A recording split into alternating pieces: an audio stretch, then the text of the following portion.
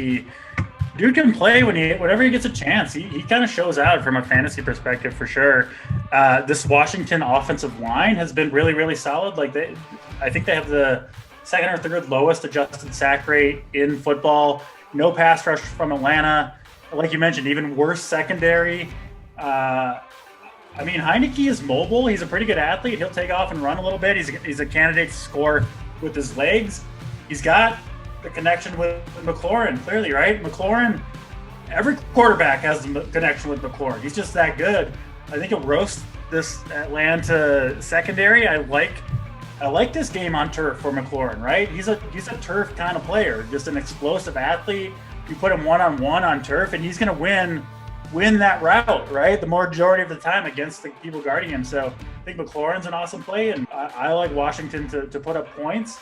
And then Washington's defense, which we expected to be good coming into the year, most people did, myself included, has been awful in almost every metric. I do expect them to improve, but how much? I think they're probably a middle of the pack defense, maybe at best at this point, certainly not elite. I don't trust the Atlanta offense. Matt Ryan, I think, is kind of in that Ben Roethlisberger boat where it's just hard to trust it. So I don't want to go in on Atlanta kind of in a full game stack mode. But yeah, Kyle Pitts, I think, is a good play here. I don't mind Ridley. Maybe even CPAT if you're going with Washington. But if you have the trust in Taylor Heineke playing him, you have to at least believe that Matt Ryan is playable. You don't have to play Matt Ryan, but you have to believe he's playable at that price tag because you're kind of saying that you think Matt Ryan can score and the Atlanta offense can score enough to keep it a somewhat back and forth game, if that makes sense for everyone. This is one where I think, JSU, that I'm kind of putting, I guess, my faith a little bit in the odds on this one, right? Where they're saying this game's supposed to be close, 48 total, and I don't have faith in Matt Ryan, but Matt Ryan's been getting it done for a long, long time. So he just needs one decent game, and you're fine with the Heineke play. Vegas might. Vegas seems to have a little faith in him, right? That's what I'm saying. Yeah. 1 point spread. Yeah.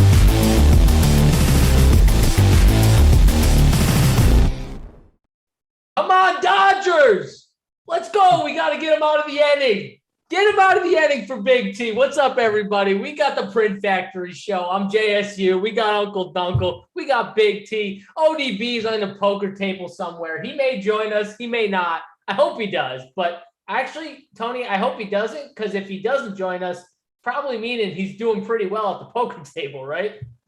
Yeah, he's doing about as good as he did last week with his winners. The dude sent that tweet out. First of all, it was on the show, and then he sent the tweet out. Basically all winners, I'm pretty sure. Maybe one loser, but basically all winners again. The dude's been on fire. He's taught me something too. Like some of these spots, I know we talk about it every week. Some of these trap spots, me and Dunkel have talked about them for years together. You don't always have to take it. You can go the other way sometimes, and ODB's kind of opened my eyes to that. I've liked this show. I'm going to miss him this week. Maybe he'll pop in, but we'll still pick some winners. Speaking about going the other – seriously, guys, speaking about going the other way, hitting the dislike, first of all, fuck off if you're hitting the dislike, all right? You can take that and shove it right up your but anyway, hit the thumbs up. They're getting revenge on Simon. Yeah, I know. Seriously, don't do that to Simon. Simon's going to be in my ear in like 3 seconds, by the way. Tony's already mad because I swore 3 times. I don't get mad, for the record. I encourage cussing. Actually, he told me not to cuss when he was doing a video with DK where they were recording him while we were doing our show. He specifically tried I may have said that. That could be true. Yeah, he tried to deter me, Dunkel, from swearing, and I told him, I said, I can't do it, Tony. I'll try my best, but I can't promise you that I won't swear. I can't help it. Yeah, No, I mean, you didn't say you'd try. You literally dropped like 4 F-bombs right after I said that. yeah, I mean, it's funny. If you didn't eat dinner every night, you'd be dropping F-bombs too. Correct. That's a good point. Who needs dinner? All right, seriously. Imagine right, just guys. Dunkel. You're a big boy. I'm a big boy. Could you imagine just not eating dinner on purpose? I mean, like, seriously, though, if you eat during the day, I have a question for you guys. So if you eat like in like a 6-hour span, if you eat right, and then you just say the rest of the day you're not eating, you don't think you could be? Why would you satisfied say the rest of the day you're not eating though? Like what? Why? Why do I need to eat all throughout the day? What rule and where did we make these rules where I being have to eat hungry all throughout the day? JSU's What if I'm not disciplined like a hungry? monk. I mean, JSU's got like the whole thing down. I'm just saying, you go do your workout. All right, you spend your morning finding some winners. You go do a workout. You come. You back, go run find for some 8 more miles winners. with the weighted backpack on, and then you don't eat the rest of the day. You'll eat again tomorrow. Correct. A lot of my family says this too. This is the funniest part. A lot of my family like says that like, oh, I ate yesterday or I'll eat tomorrow. And it's always a joke. With JSU, it's just dead serious. I mean, I could lie, but there's no reason to lie. Like, I'm not lying. It's the truth. Like, my girlfriend could tell me she thinks. So when's the last time you ate today? Like, what did you eat today? When you woke up, tell us your whole day. So I woke up. What time? What time did you wake up? Let's get the whole day. I mean, I wake up anywhere from like 5 to today. Just today. What time did you wake up? 6:15. I woke up. Just be like already. Like you're like, what time did you wake up today? JSU's like, well, it depends the day, no matter what time. Today. Okay, so 6:15. I woke up. I always go get a coffee right when I wake up. There's like no in between too. Like I get up, I put my shit on, I go get a coffee. Like first thing I do, come back. Once I come back, I sit at my computer. I'll drink my coffee. I'll do some stuff on the computer. Then when I feel rare and ready to go, AKA I finish my coffee, I go for my run. That's with the backpack on? With the backpack on. Yep. I've been doing the backpack runs anywhere from 4 to 8 miles a day. And I mean, that's how I start it. And then I get a little workout in after the run. And then I come back on the computer. I'll do some more stuff on the computer. My girlfriend will come home at some point and she'll talk. Today, we're still talking today. This is what happened. She came home from work. Yeah. She talked my ear off for like an hour. And then I totally lied to her and said I had stuff to do. And she went away. I watched Billions actually for an hour. Great I like that. show, by the way. Let me tell you right now, Billions is worth the friggin' time. If anyone, I watched the first season and like an idiot, I just stopped watching it. I don't know why. I liked the first season, but I finally sat down and I started watching it. And Tony, now I'm on season 3, just about the end of season 3. Fucking love it. So good. Recommend it if you haven't. Love Billions. Watching season 1 of Billions and being like, nah, I'm good. That's because he's not doing it to eat either. If you stop to get some food, I could see it, but he's not even eating. No, I'm good. I don't need to keep this day going. We got to hear the rest of the day. I'm curious. Yeah. I mean, and then I went. So after Billions, what do we do? Well, I went to a late lunch around like 2:00. I had to, decompress after all the long workout and stuff like that. And what'd you get for lunch? I ate my General Gao's chicken bowl. It's chicken with a little type of hot sauce and then broccoli and rice. One of my favorite choices. And then I came home. Girlfriend talked the ear off, and then I lied to her. So 2 p.m. the rice chicken bowl was the last meal of the first and last of the day. That's right. I had my Celsius. Yep, I had that one. After that, and then that was my day. What more do you want? I've heard worse. I don't know if I've heard worse. I can tell you worse. There was one time I spent 12 hours in my gym and did a workout every hour for 12 hours. That was definitely worse. And there was no food consumption in that entire time. A lot of drinks, no food consumption though. I had to prove it to myself I could do it. I did it. It was really hard. I would definitely believe you could do it. I would not bet against you doing that. No, yeah, I definitely did it, and it was awful because I stayed at the gym until like 2 a.m, and which was completely illegal, by the way, because the lights aren't supposed to. So be I on guess after, so like, I guess 11. it's a good segue. Maybe it's not a good segue, but I'm bringing it up anyway. JSU, what were your thoughts of Urban Meyer sticking his fingers up that chick's ass? Considering you're such an Urban Meyer guy, I'm just trying to confirm a guy who's married is just poking around. I think it's disgusting. He should just can him now, Con. We know it's going to happen anyways. Just do it. All this crap, like, oh, I'm so disappointed, but whatever, it's fine. And then Urban comes out and he said some crack about like the team needs to get over. I don't even know what he said. Something about like the team needs to accept it or accept him or Tony, he's done. Let's go, Joe Kelly. Get that K, baby. Are you good now? I'm good now. We got that max line locked up. Yeah, I literally just saw the pitch. Too. How are you this far ahead of me? Because I ate Tony dinner. is so far ahead of me right now. Yeah. I just saw the Joe Kelly strikeout. Because I ate 2 barbecue chickens for dinner is how. Well, I figured you weren't going to eat, so instead of eating 1, I'd eat 2. So did Amber cook you dinner? I mean, how else is it going to get there? Well, I don't know if you went out and got some barbecue chicken. No, she got the job done for me. Treated me well. So when I come to the old house, am I gonna get dinner too? Yep, of course. Oh, oof. You got to eat though. So this is one rule though. You guys don't know this about. This is one rule. I can't turn down food when it's offered to me. That's good because we'd be very offended. Yeah, I can't do it. Can't do it. That's why I had to leave my parents' house. Imagine JSU showing up to the knee houses and being like, "Nope, I'm good. Not in the mood for dinner tonight, boys. Thank you." I would never do that. I love Amber. I would never do that to her. I would eat anything she cooked, no matter if I knew I was going to hate. I wouldn't care. I just eat it anyways. It's all going to be amazing. I know it is, but it doesn't matter to me. I'll say it no matter what. She's lovely. She is lovely. And my girlfriend likes her a lot, and she doesn't like many people. So that's how I know she's lovely. She does not like many people. She likes Amber. So that works. All right. Are we going to talk football at any point? Yeah. Are we done with my life? You guys want to tell a story about your life? Tony, would you like to give us I'm gonna pass tonight. I'm gonna pass as well, and I'm looking forward to next week's up. I want to know when Dunkel's wedding is actually before we get started, because I always forget when he tells me. The wedding is next Saturday. Oh, Steve just said, "What if she cooked a pizza?" All right, JSU, Steve, you're interrupting seriously. us talking about. Well, I'm gonna have her cook a pizza, but you're interrupting us talking about Dunkel's wedding next Saturday. I'm not invited to Dunkel's I'm wedding. not either, and it's bullshit. I'm not Very happy about it hurtful. at all.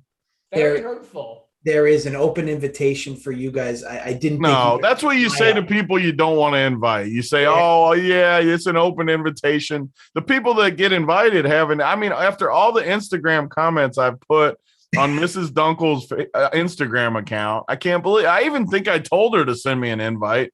I still didn't get one. Truth be told, I didn't want you guys to feel like obligated to go because it's not local to you. It would have been. We would never miss a Dunkel wedding. Uncle, I don't know if you know this, but I was so happy that I got to do 2 shows with you in a week. I literally told everyone how happy I was that I got to do 2 shows with you in a week, and I'm not even invited to the wedding. I mean, Tony, how many times did I tell you that I was so excited to do a second show with Dunkel on Sundays? You told me a lot of times. That's true. Uncle, who wouldn't be excited to do 2 with him? Uncle T was invited. What? Uncle T that's where I would be so offended if Uncle T's like, "Man, I got to get on the plane. I got to go to Dunkel's wedding," and I'm like, "What?" Can you imagine me and him taking selfies next Saturday? It would actually be a real good power move if you were like, "Fuck both you guys." Yeah. I'm invited Uncle T. I love Uncle T. Shout out Uncle T. Where's he at? Does the wishbone? I know they got me for over $100 lunch today. Speaking of food, you believe that? I said Bitcoin was way up. I was feeling rich. I said I'll pay for lunch today. Everyone, whoever wants to come. They stuck me over $100 at lunch. You believe that, JSU?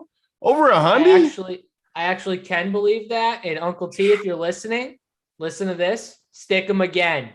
Stick him again. He's won a Million Maker this year. Oh, Stick him 3 times. Come on, What get the him. dude in Discord say? I'm on a 16-game losing streak in NFL. I haven't 16 slate losing streak or whatever he told me. I'm poor.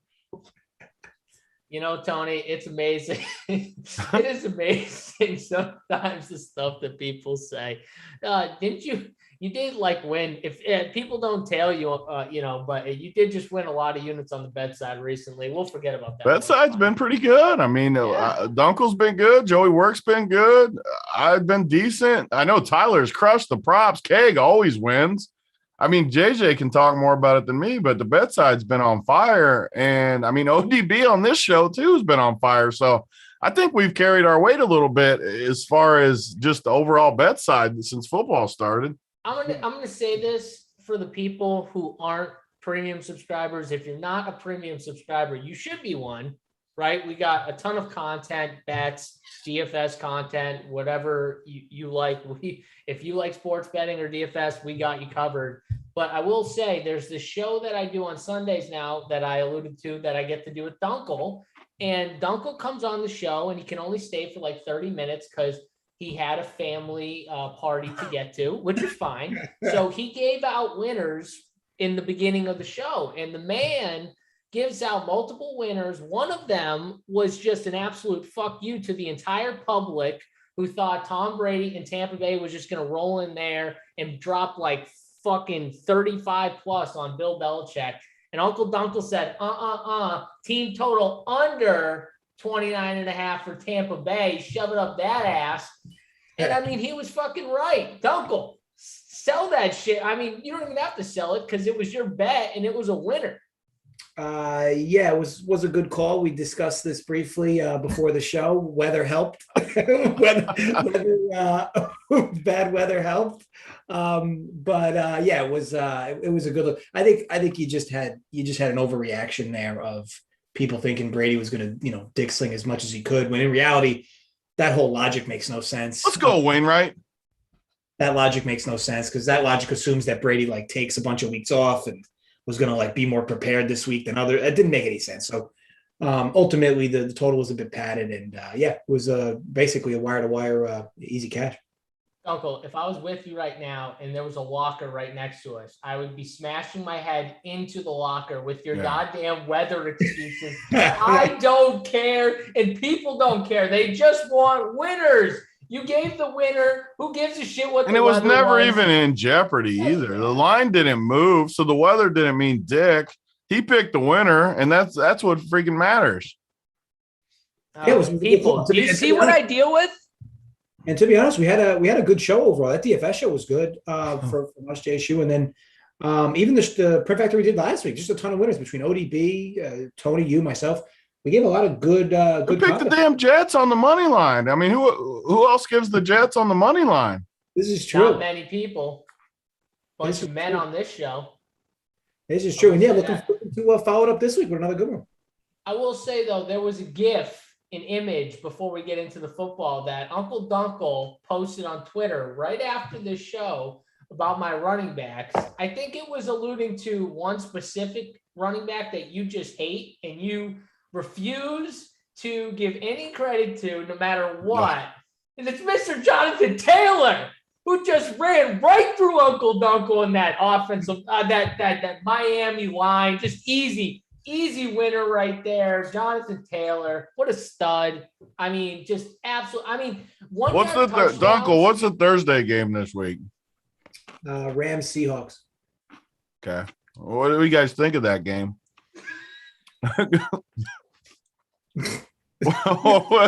or 25 minutes into the show, we haven't even got to the first game yet. I blame JSU. I mean, Simon is rolling over in his grave right now. He is not happy with JSU. Look at his chair too. Look how thick that chair is on the side angle.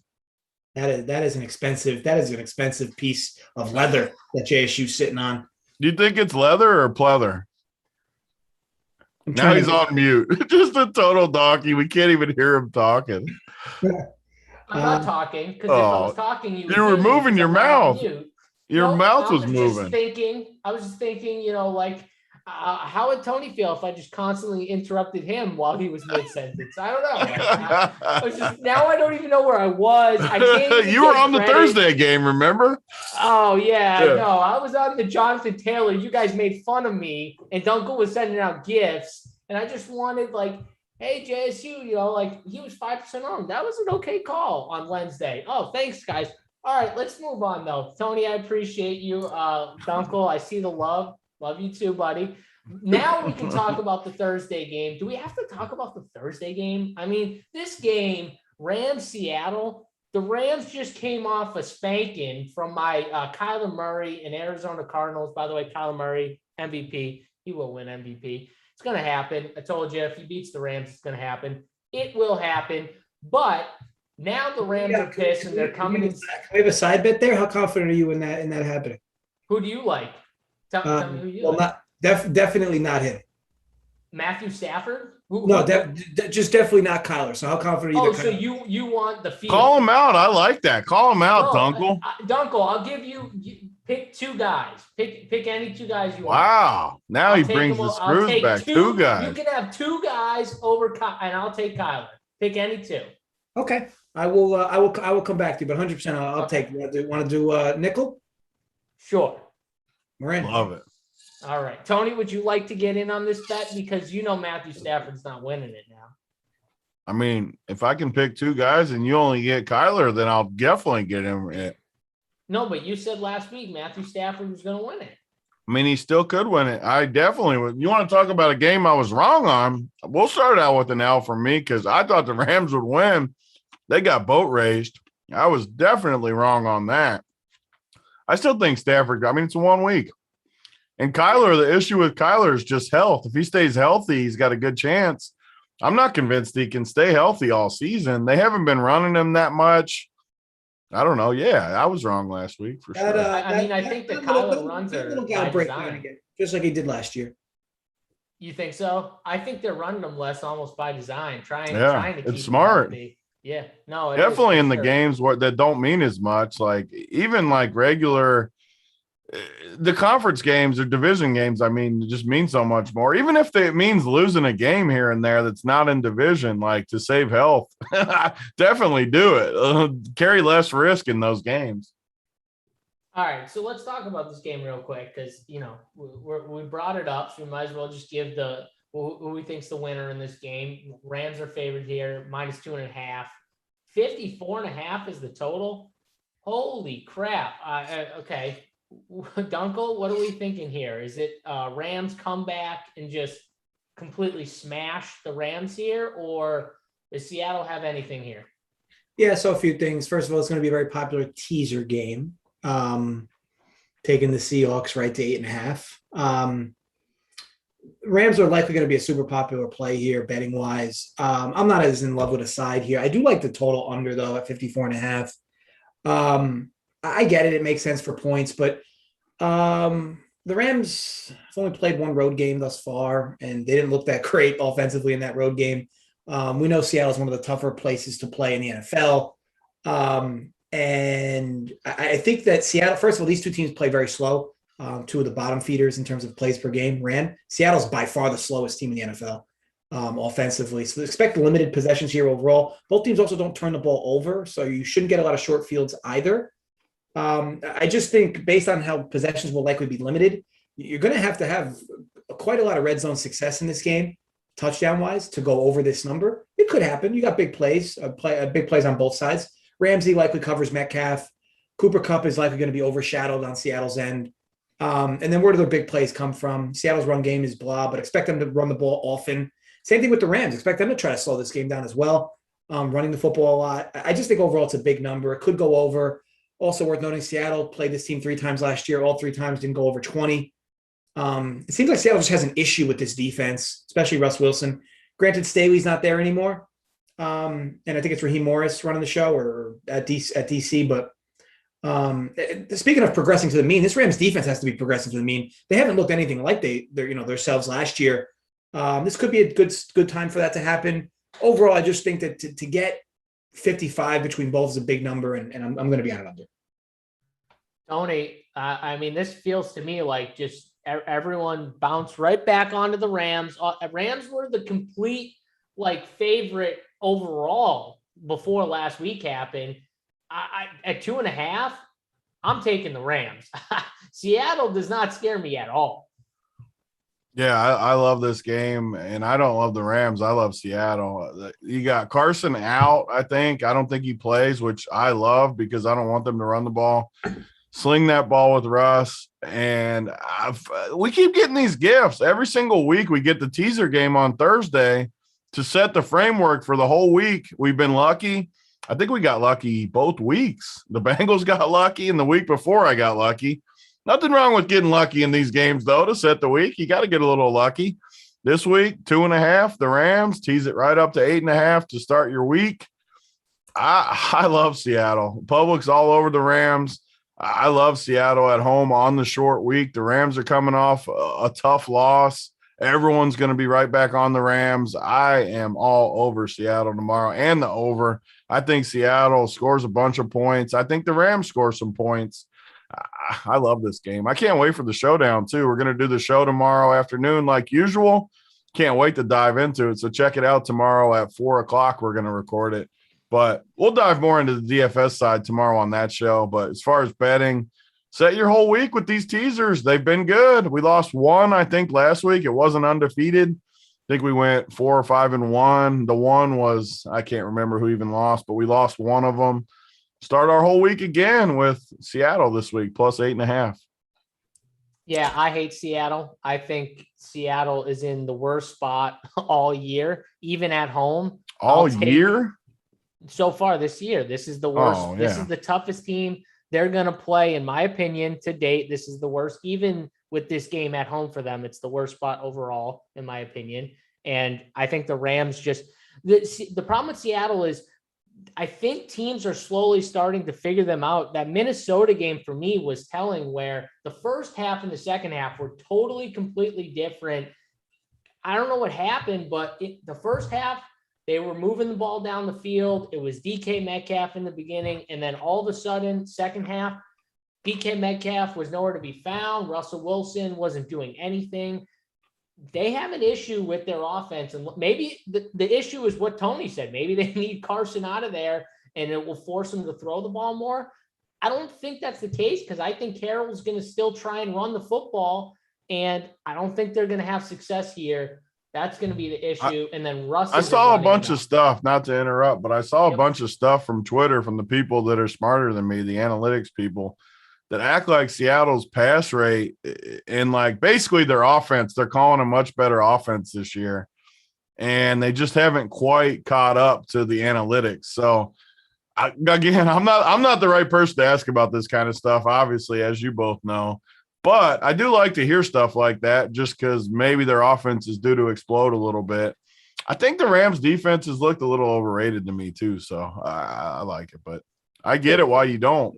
Seahawks are, I think, second best in offensive yards per play this year.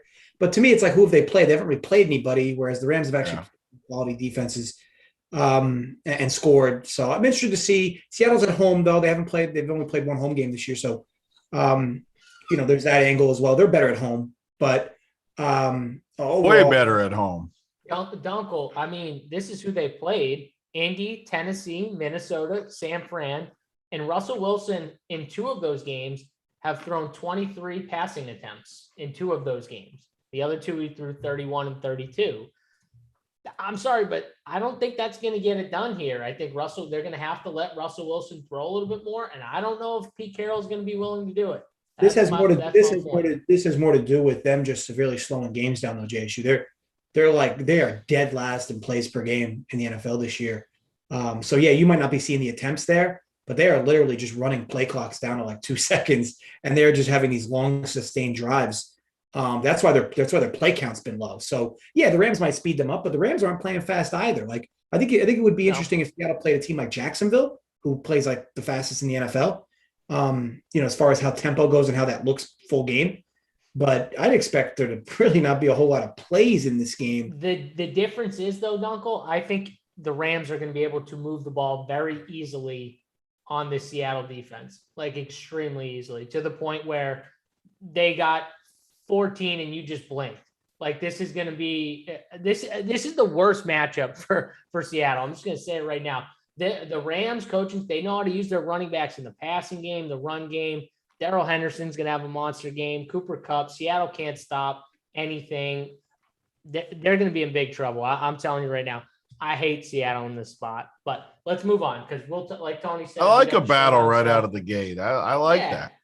Yeah. We'll talk about it more though, because me and Tony get to go on and talk about this game for an hour tomorrow. So 4:00, come back. We'll have Tambo with us, so it'll be a good crew. Also, you think is Tambo gonna have to leave early on us again? He better not. I'm not allowing it. I'm just telling him right now. He's probably like picking the damn blinds out for his windows, or he's putting shingles on the roof or something with his house. At some point, you got to just let the lady handle that, and he's got to get on and stay on and pick some winners.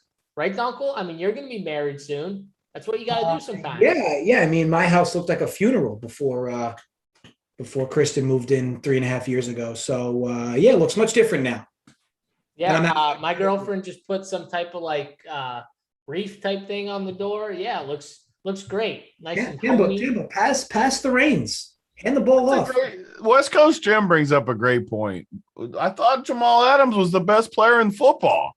He can't. I mean, what's going on, JSU? We need a rebuttal. I will say that Jamal Adams is a really good safety coming down into the box and stopping the run game and blitzing.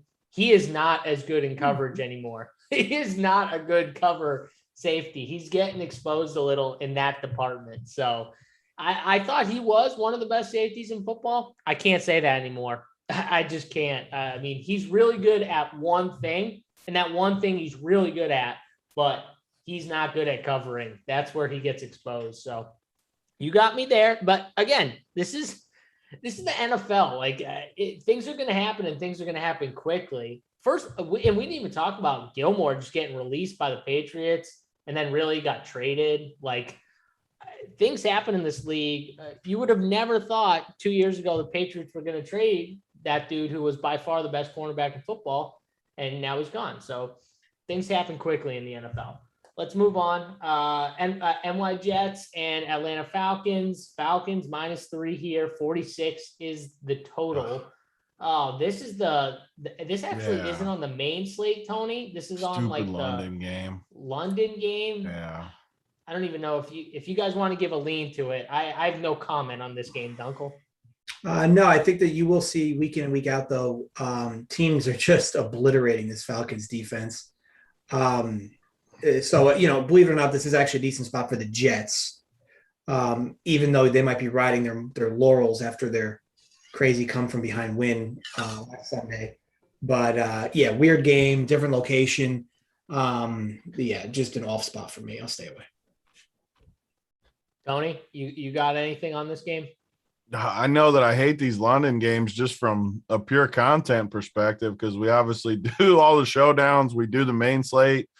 It just puts it in that weird time frame where you got 9:30 a.m. on Sunday where we're getting ready to do the shows. We already got shows going, and you got just this random island game going that I don't love even to begin with. Two crappy teams. It's annoying, but just as far as we'll definitely put content out for it. Maybe Saturday or something. We'll record something for it. And as far as betting, though, I mean, the line, I think I got to come back with the Jets. They treated me well last week. The Falcons just suck. Man, I've tried to make them happen every week, and they just aren't doing it. That's one of the reasons I am happy it's in London, because if this was on the main slate, I'd be tempted to play Pitts again. I'd be tempted to play Ridley again. And these guys just keep burning me. Ridley got like 47 targets last week. Didn't catch any of them. Tony. Thank God this game's in London. We don't have to even think about playing Pitts. And if you do, it can just be Showdown. Like play it on Showdown.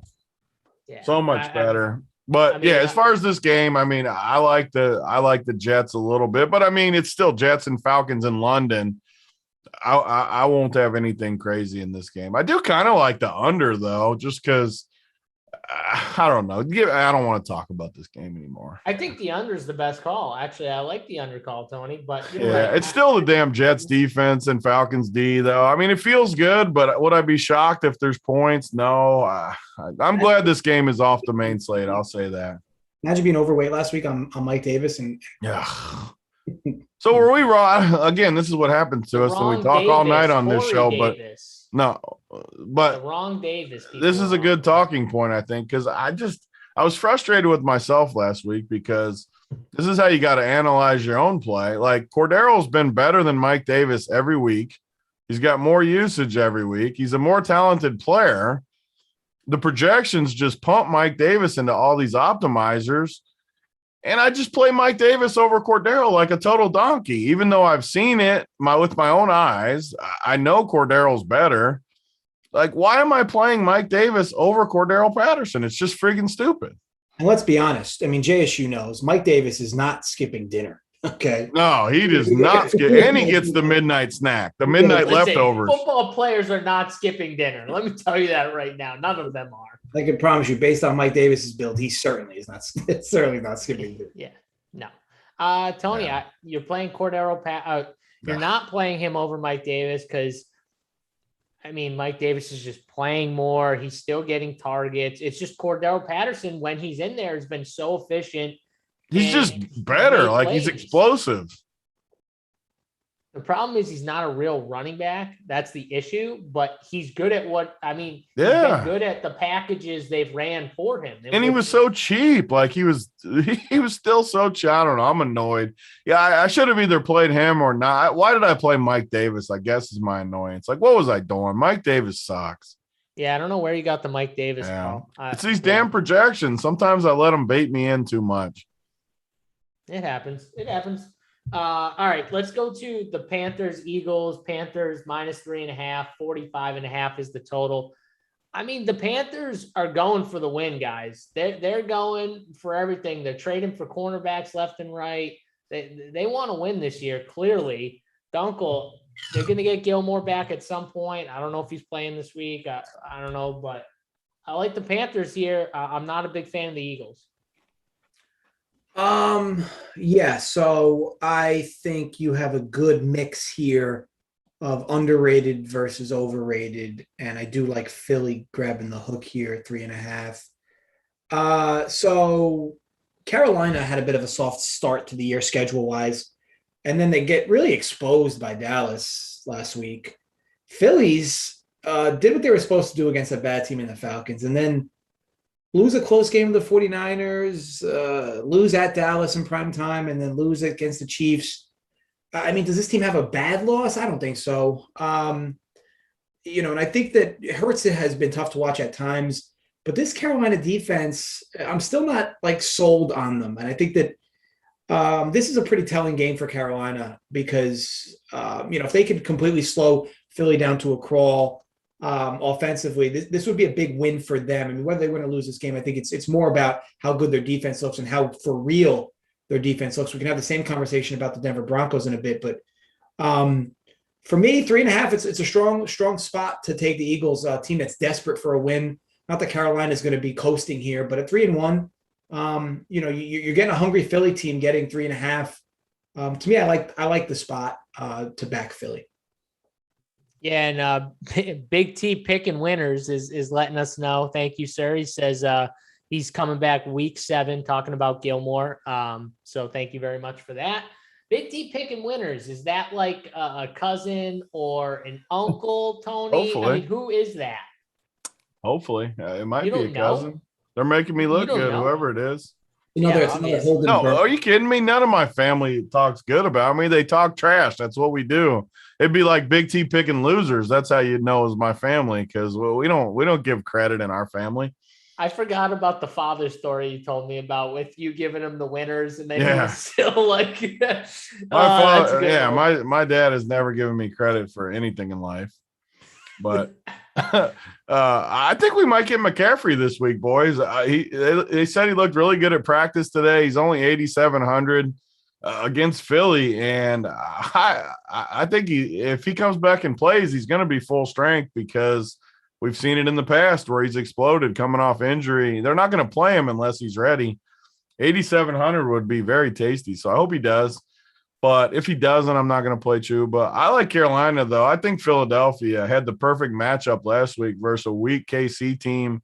I think Carolina's D is loaded at home. I think Philly sucks. I do. I'm even more convinced after last week.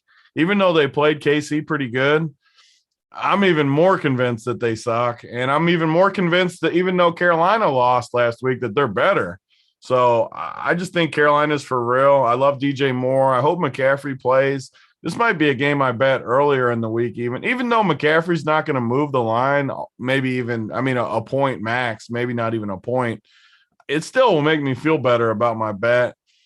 I don't know. I'm just not a fan of Philly. I am a fan of Carolina, but I'm not going to be on this game DFS-wise, though. You got DJ Moore is amazing.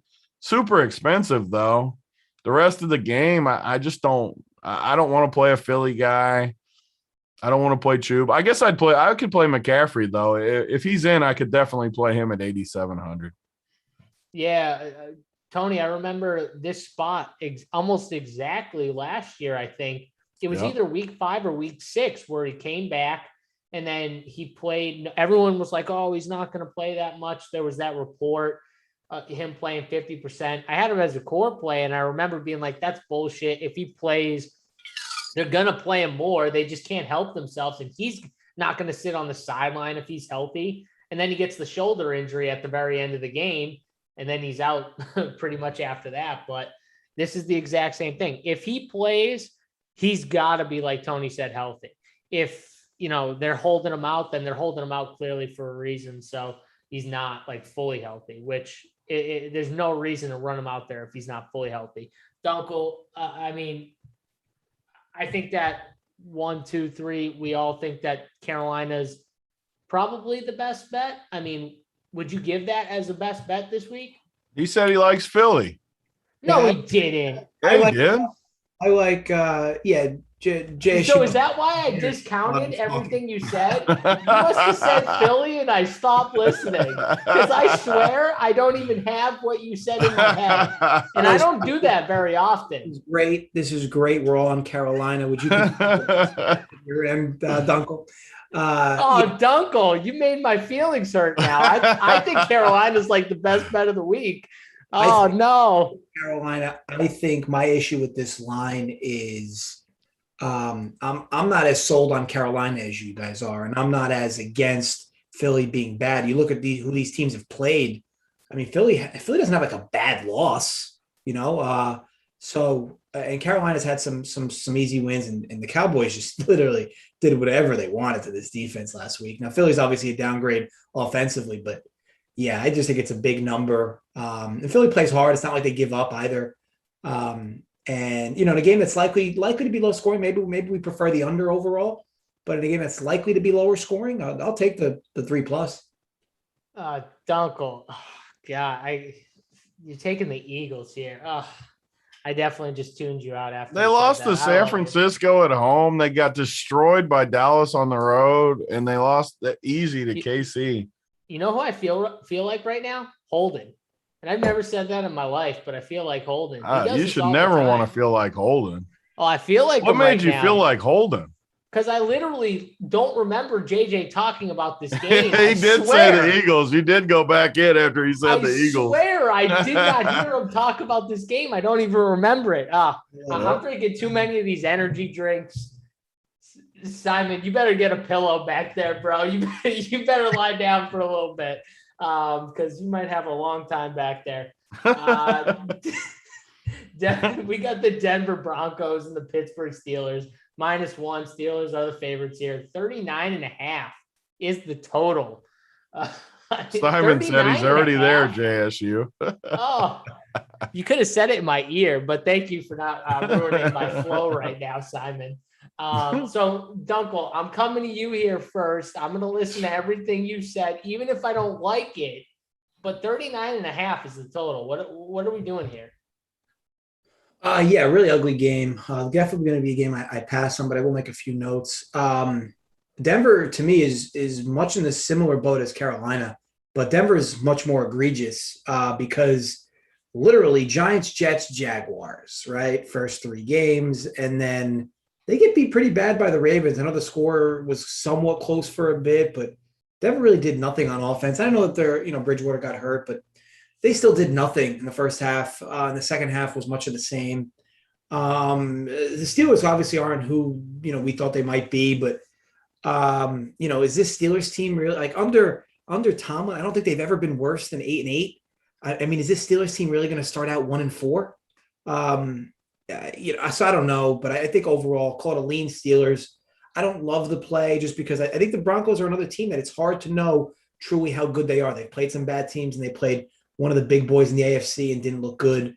So I'll pass, and you'll rarely see me bet an under when it's 39. I just think you can accidentally score 39 points in the NFL. So just going to be a pass spot for me. Yeah, no, we got someone named Terry Niehaus in the chat. He said JSU fell asleep dreaming of Lamar winning the MVP.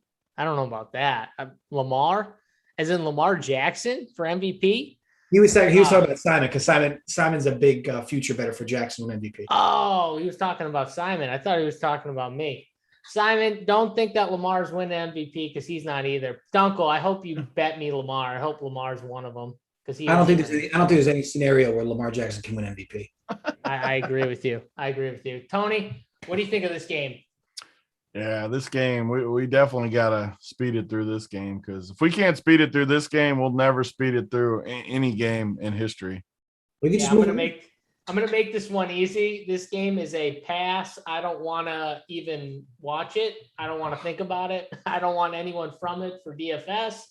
Most likely, unless somehow Melvin Gordon gets hurt and Javonte Williams becomes the number 1 back. I want nothing to do with this team. Let's go. It will be a good teaser game, I'll say, though. Pretty good defenses. Whichever team ends up an underdog on Sunday, -1.5 or +1.5. Yeah, definitely a good teaser game because the both defenses are good, both offenses are bad.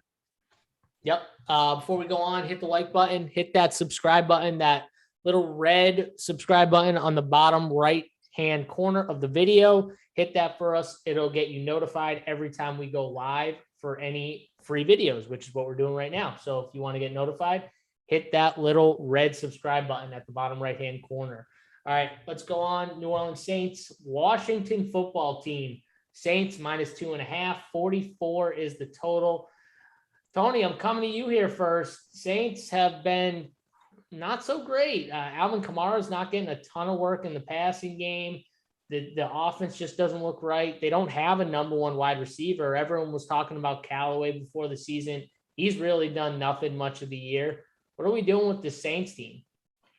Yeah, we're doing the same thing we just did that last game and moving this thing along. Dunkel, are we moving this thing along? Yeah, I'll make it easy too. Yeah, going to be a pass spot for me. Yeah, another teaser game, though. That's what I'll say for the last 2 games. Washington is a good teaser game for sure. Yeah. I will also say that Washington can't stop anyone. So it wouldn't surprise me if there were Saints. If they ever could stop someone, it will be the Saints because the Saints have no dudes on offense. Yeah. Well, that's true. God, I thought Washington's defense, if they were going to be able to get to anyone, it might be Matt Ryan. I was just wrong, like totally wrong. Yeah.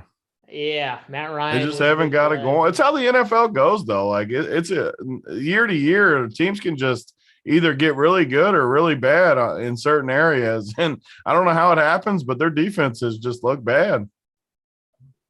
Hey, listen, that's not what I do in the morning, Big T picking winners. That's at night, bro, before I go to bed. All right, get it right. All right. He rubs one out to Javonte Williams. Not in the morning. All right. I got to get through all my stuff in the morning. I got a busy morning. All right. Jeez. Javonte's going to win us a tournament at some point this year. When Melvin Gordon's out and he gets in the right matchup, he's going to get like 180 and 3 touchdowns one week. Javonte has looked good. Wait. He looks really – they said he's number 1 in football at – again, I'm not the analytics guy, so people make fun of me. He's like the number 1 guy in football, though, at breaking tackles or whatever. Evading tackles. Yeah. No accident. Yeah. He was by far the best in college when he, he's just good, I think. He's just good. But the problem is the offense is bad and Melvin is in there eating up a lot of the work. We got to get the right spot. There'll be a spot eventually for us.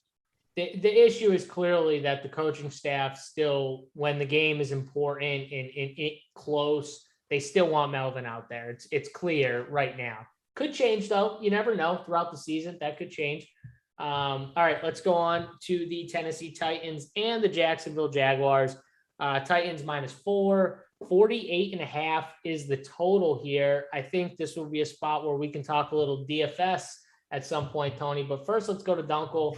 Dunkel, any bets winners? Interesting narrative, right, with Urban Meyer and this coaching situation for this week, and he's become quite a bit of a distraction for this team. But if anything, that distraction is kind of taken away from how bad Trevor Lawrence has been. I thought that he actually looked okay in that recent primetime game. What did they play last Thursday? Was it last Thursday they played Jacksonville? And yes. Look, this team has looked actually decent offensively. They were just turning the ball over a ton. They didn't really turn the ball over against Cincy. If you get some of that, it'll be okay. I guess here versus Tennessee. Is Tennessee again not going to have Brown and Julio potentially? I think Brown's going to be out for sure. Julio might play. I just don't know where. I mean, this team was tough to watch against the Jets, and the Jets definitely don't have a lot to pressure in multiple facets. It was a tough offense to watch. I think Jacksonville will just load the box, which, as I've mentioned before, sneaky, if you will. Jacksonville's been one of the better run defenses on a per-play basis in the NFL. So I expect that to be the same thing here. They're going to load up the box to stop Henry, and you're going to have guys that you never heard of for Tennessee beat you here. I just think the under makes a lot of sense. It's 48.5. I know Jacksonville plays fast. They're one of the fastest play clock teams in the NFL. But man, where are points going to come from here? Lawrence is likely to make a mistake. He didn't make one last week. And overall, I'm going to pass on the spread here because I think the number makes sense, believe it or not, at 4. But the total under at 48.5 to me makes a lot of sense, especially if Julio's out again. I don't know where points are going to come from in this game. Well, Tony, let's bring it to you here because if there's points on the Tennessee side, Mr. Derrick Henry, who's getting friggin' 35 touches a game, probably is a part of it. I mean, if there's points from Tennessee, because Julio didn't practice again today. Looks like AJ is going to most likely be out. So who knows about Julio? It looks like it's just Derrick Henry, and they're riding the Derrick Henry train pretty much into the ground because I don't know how much longer this dude – I know he's a beast, but that's a lot of work. Yeah, I mean, these days to get 35 carries, 28 carries, 33 carries, 3 straight weeks, what is that? That's, 100. It's got to be close to 100, if not right around 100 carries in 3 weeks. I don't know the exact number. 96 maybe? 106? 96 or 106, whatever it is. Yeah. But, yeah, 106, I think. Now I'm curious. 96 carries in 3 weeks. Monster workload. I faded him last week, and this is the insane part of Derrick Henry. I felt really good about it for basically the whole game. He didn't do much. They fed him the ball. He ends up with 26 fantasy points. And honestly, he didn't do anything. He didn't really do anything crazy. He just got an absurd amount of work because they don't have anybody else. They're literally depleted. So I agree with Dunkel. And what we need to talk about Jacksonville. What do they do with all this stuff with Urban Meyer? Do they respond? They had a game 1 last week. They had the Bengals beat all night on Thursday. Now they have the Urban thing. What'd you say?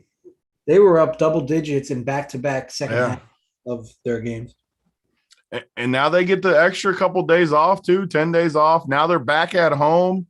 If I took the Jets versus Tennessee last week, I have to take Jacksonville, right? I have to at home. I just have to. Maybe they don't. Maybe they don't respond for Urban Meyer, JSU's boy. Maybe they roll up. And this is a week I definitely wouldn't fade Henry. Last week I faded him. I wouldn't fade him this week completely. I think you could do something like play him exactly 50%. Play him on half your teams because if Jacksonville does quit, Henry's guaranteed to be optimal because he's just going to run insane. If they try, they could shut him down. And so I think it's technically right just to play 50% Derrick Henry. It sounds like a cop-out, I like it though. Half the time he's going to be the nuts, and half the time maybe he sucks. So I'm good with it. And it'll probably be a little above the field. I mean, he'll be 40% owned or so, get a little bit ahead of the field. I'm good with that, but I'm going to take Jacksonville. And the nice thing too is if you think Derrick Henry gets going and does well, these prices for Jacksonville's passing game are really, really, really cheap that I think you can stack it up a little bit. I know I tried Trevor Lawrence a few weeks ago, but man, we watched. I mean, Tennessee got carved up last week by the bad Jets. If the Jets can carve them up, the number one quarterback prospect of the last 20, 15 years, however long it's been, a long time, maybe he has a coming out party against Tennessee. The total's pretty high, up at 48.5, 49.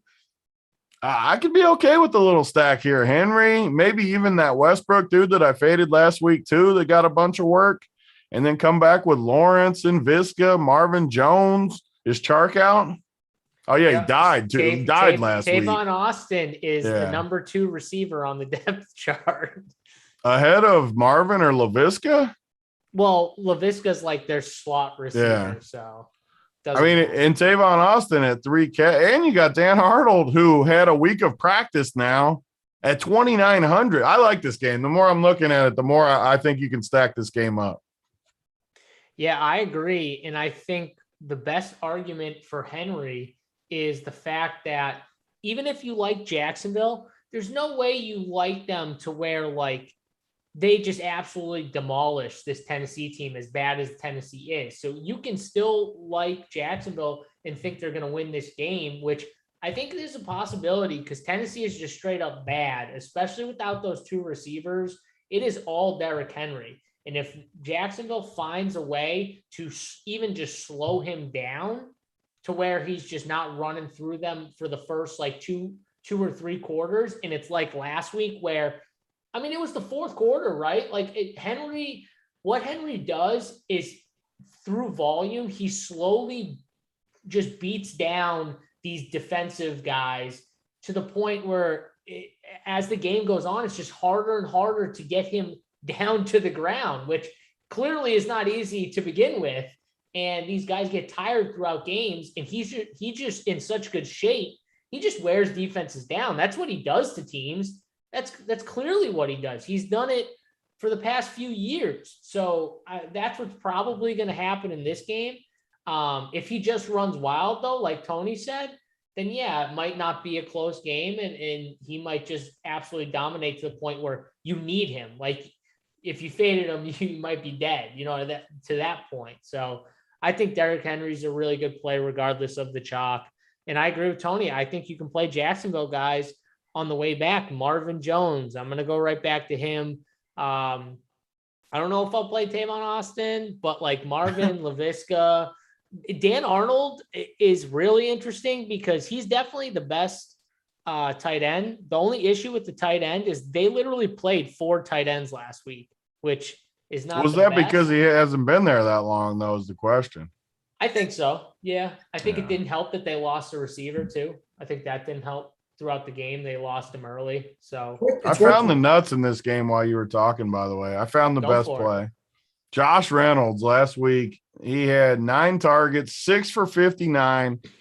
I mean, this Westbrook dude's the number one. This is all assuming both receivers are out, by the way. If you get to Sunday and you're listening to this and Julio is playing, then Josh, I don't like him as much. But if Julio is out, and obviously I think Brown has no chance to play, Josh Reynolds at 3,300 against Jacksonville. I mean, I like him more than Westbrook now that I'm looking at it.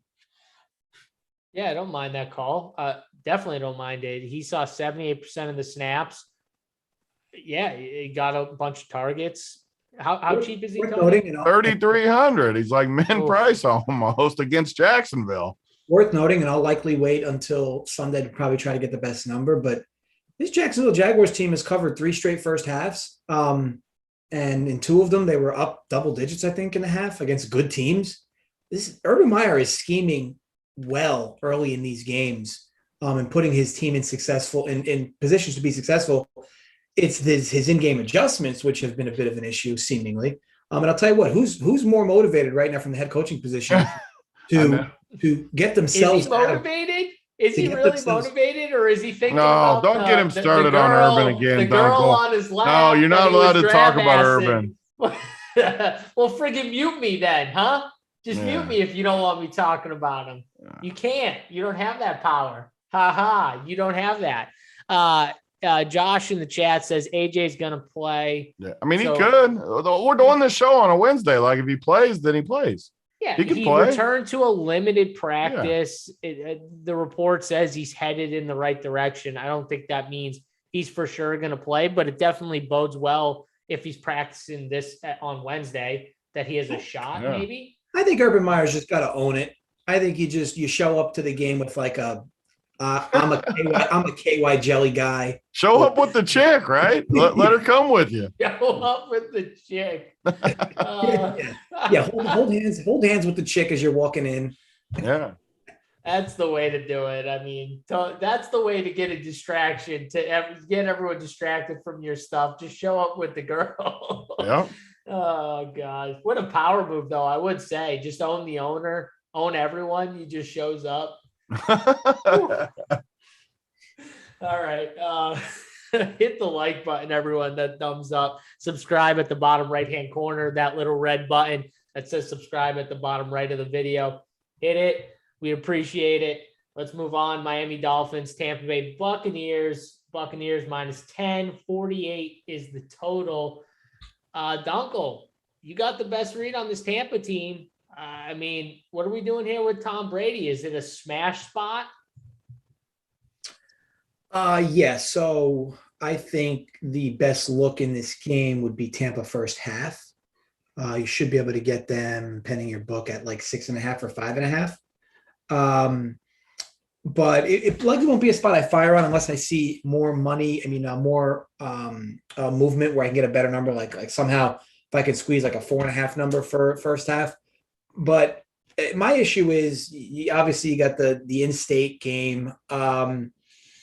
Look, Miami's desperate. And I know Tampa didn't look their best last week.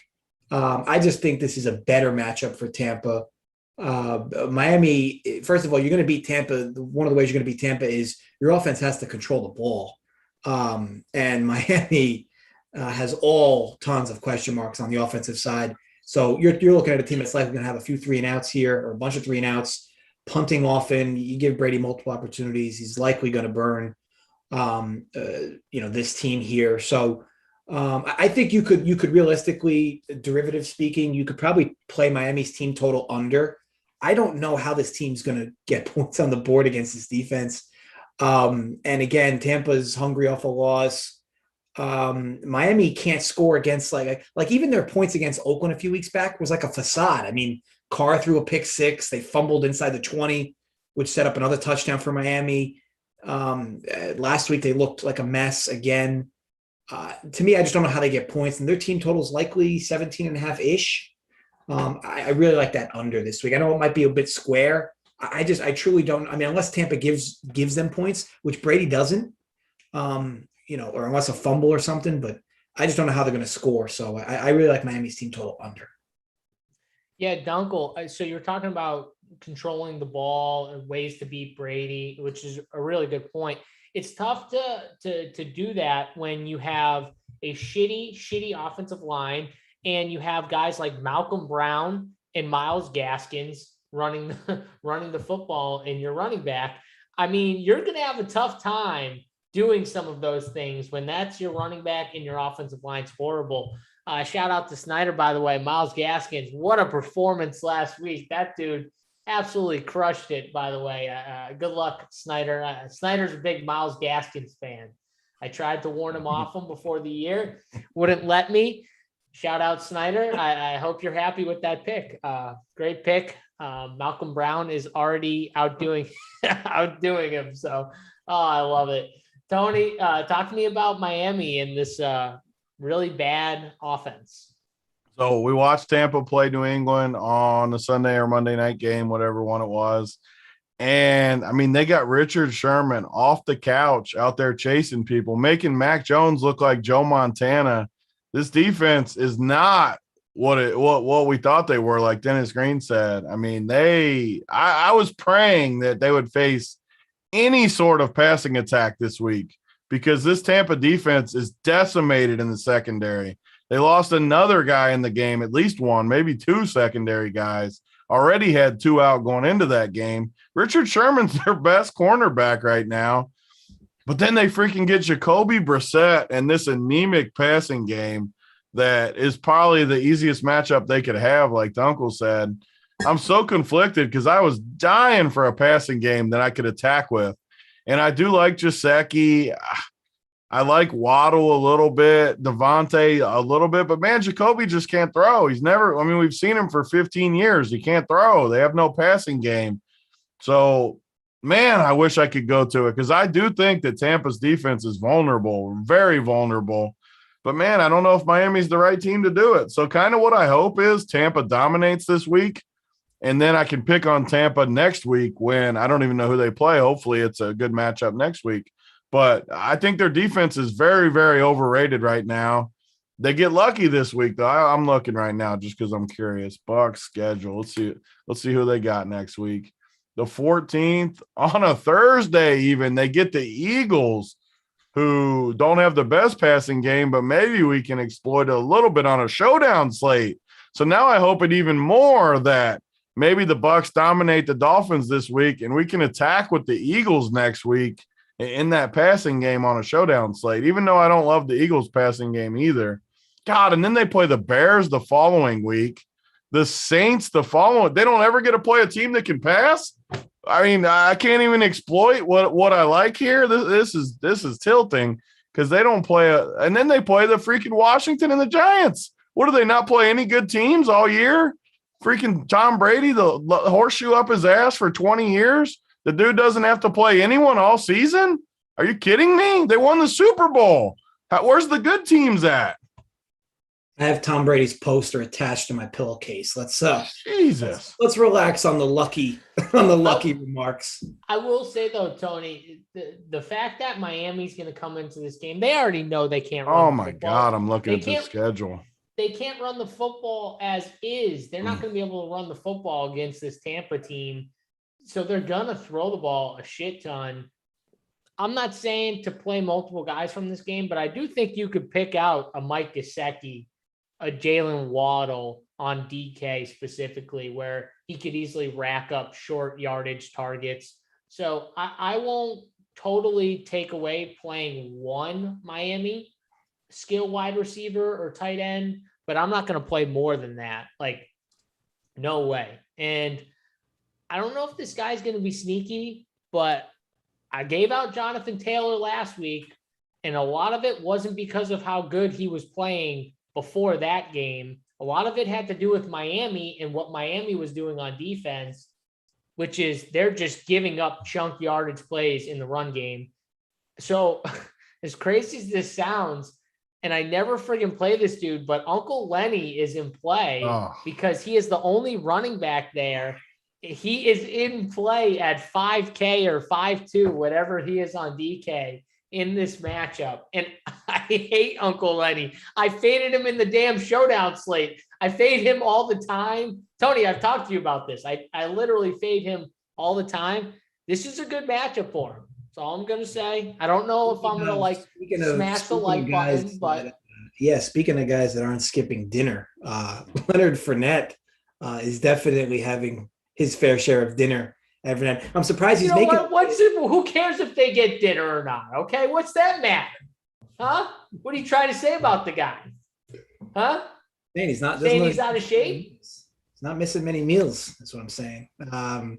Yeah, I mean, it's just surprising. You're a non-dinner guy, and you like a bunch of guys that are a bit in the pouch. I never said I'm a non-dinner guy. I can eat my 6 to 8 hour time frame can be dinner, but it doesn't mean it has to be all the time. I can do it whenever I want. All right. Freedom, Tony. I can eat when I please. Thoughts on Leonard Fournette, Anthony? Oh God. Chalky Uncle Lenny makes me want to puke. Oh, wait, is he going to be chalky? He's 5,200. Yeah, he's going to be chalky. Okay, well, if he's going to be chalky, then I'm not going to play him. But if he's not, okay. All right. Okay, Tony. And he just looked good he looked good on a primetime slate, and he comes back and he's 5,200. There's like the loudest thunderstorm ever at my house right now. You hear that thing? I think lightning just struck my house. It was so loud. Give me keys. You're drunk. Will, everyone thought I was drunk for Jonathan Taylor. Oh.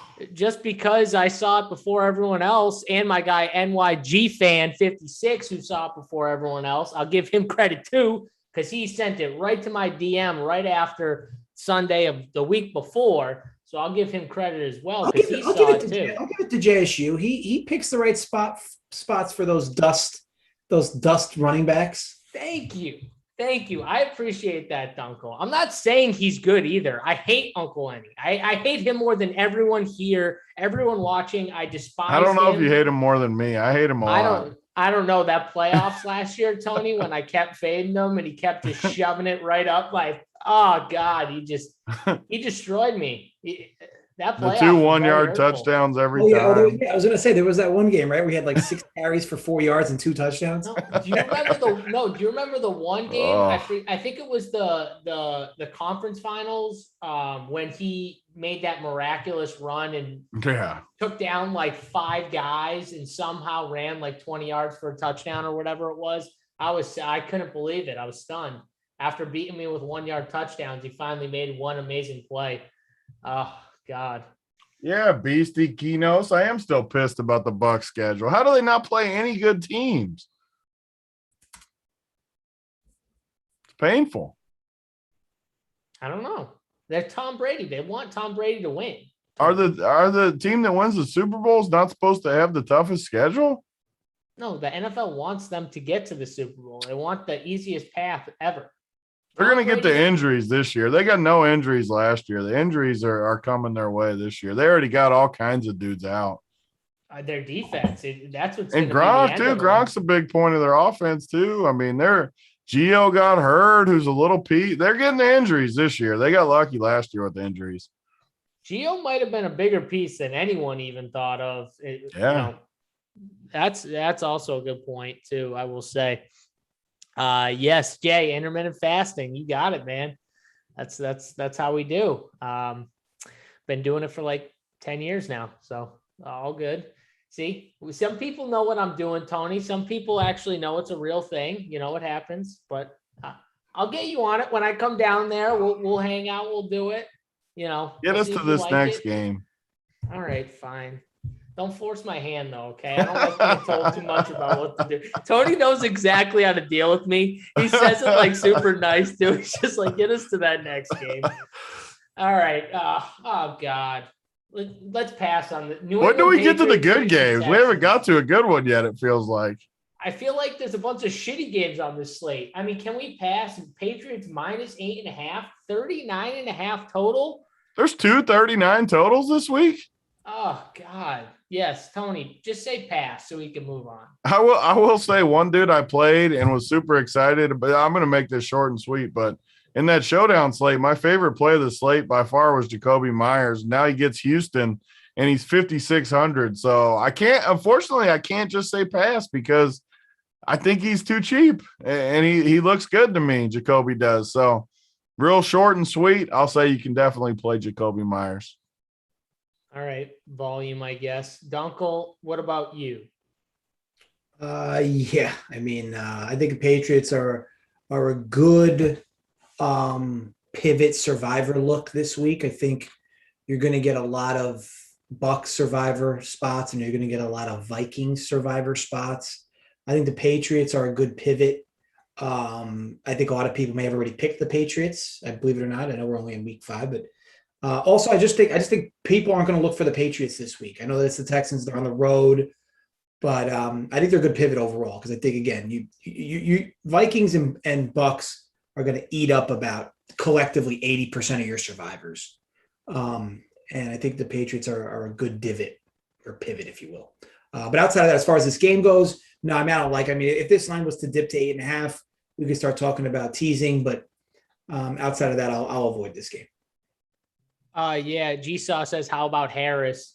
So actually, if I was to play somebody in this game, it'd actually be the Patriots defense, which now that I'm thinking about it, Harris wouldn't be a bad pairing with the Patriots defense, because one of the things that I love is paying up for defense, especially after a few weeks when certain defenses start to crush. They realize those matchups and they start to price the defenses up a little bit more than that 4K, 4,200 range.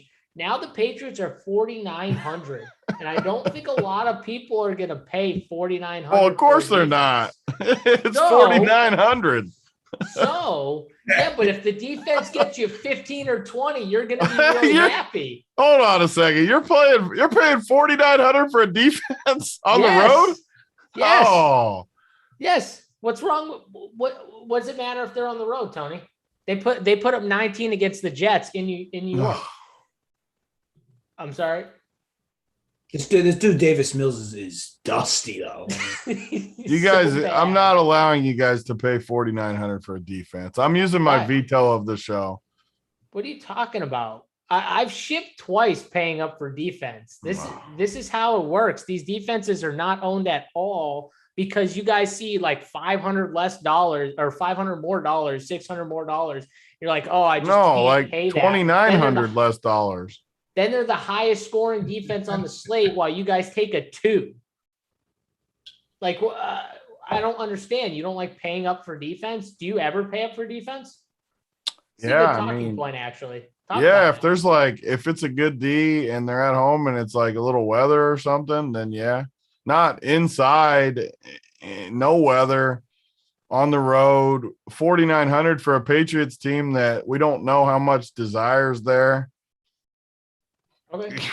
So you have more rules to your defenses. I always have rules. You know I have rules for everything.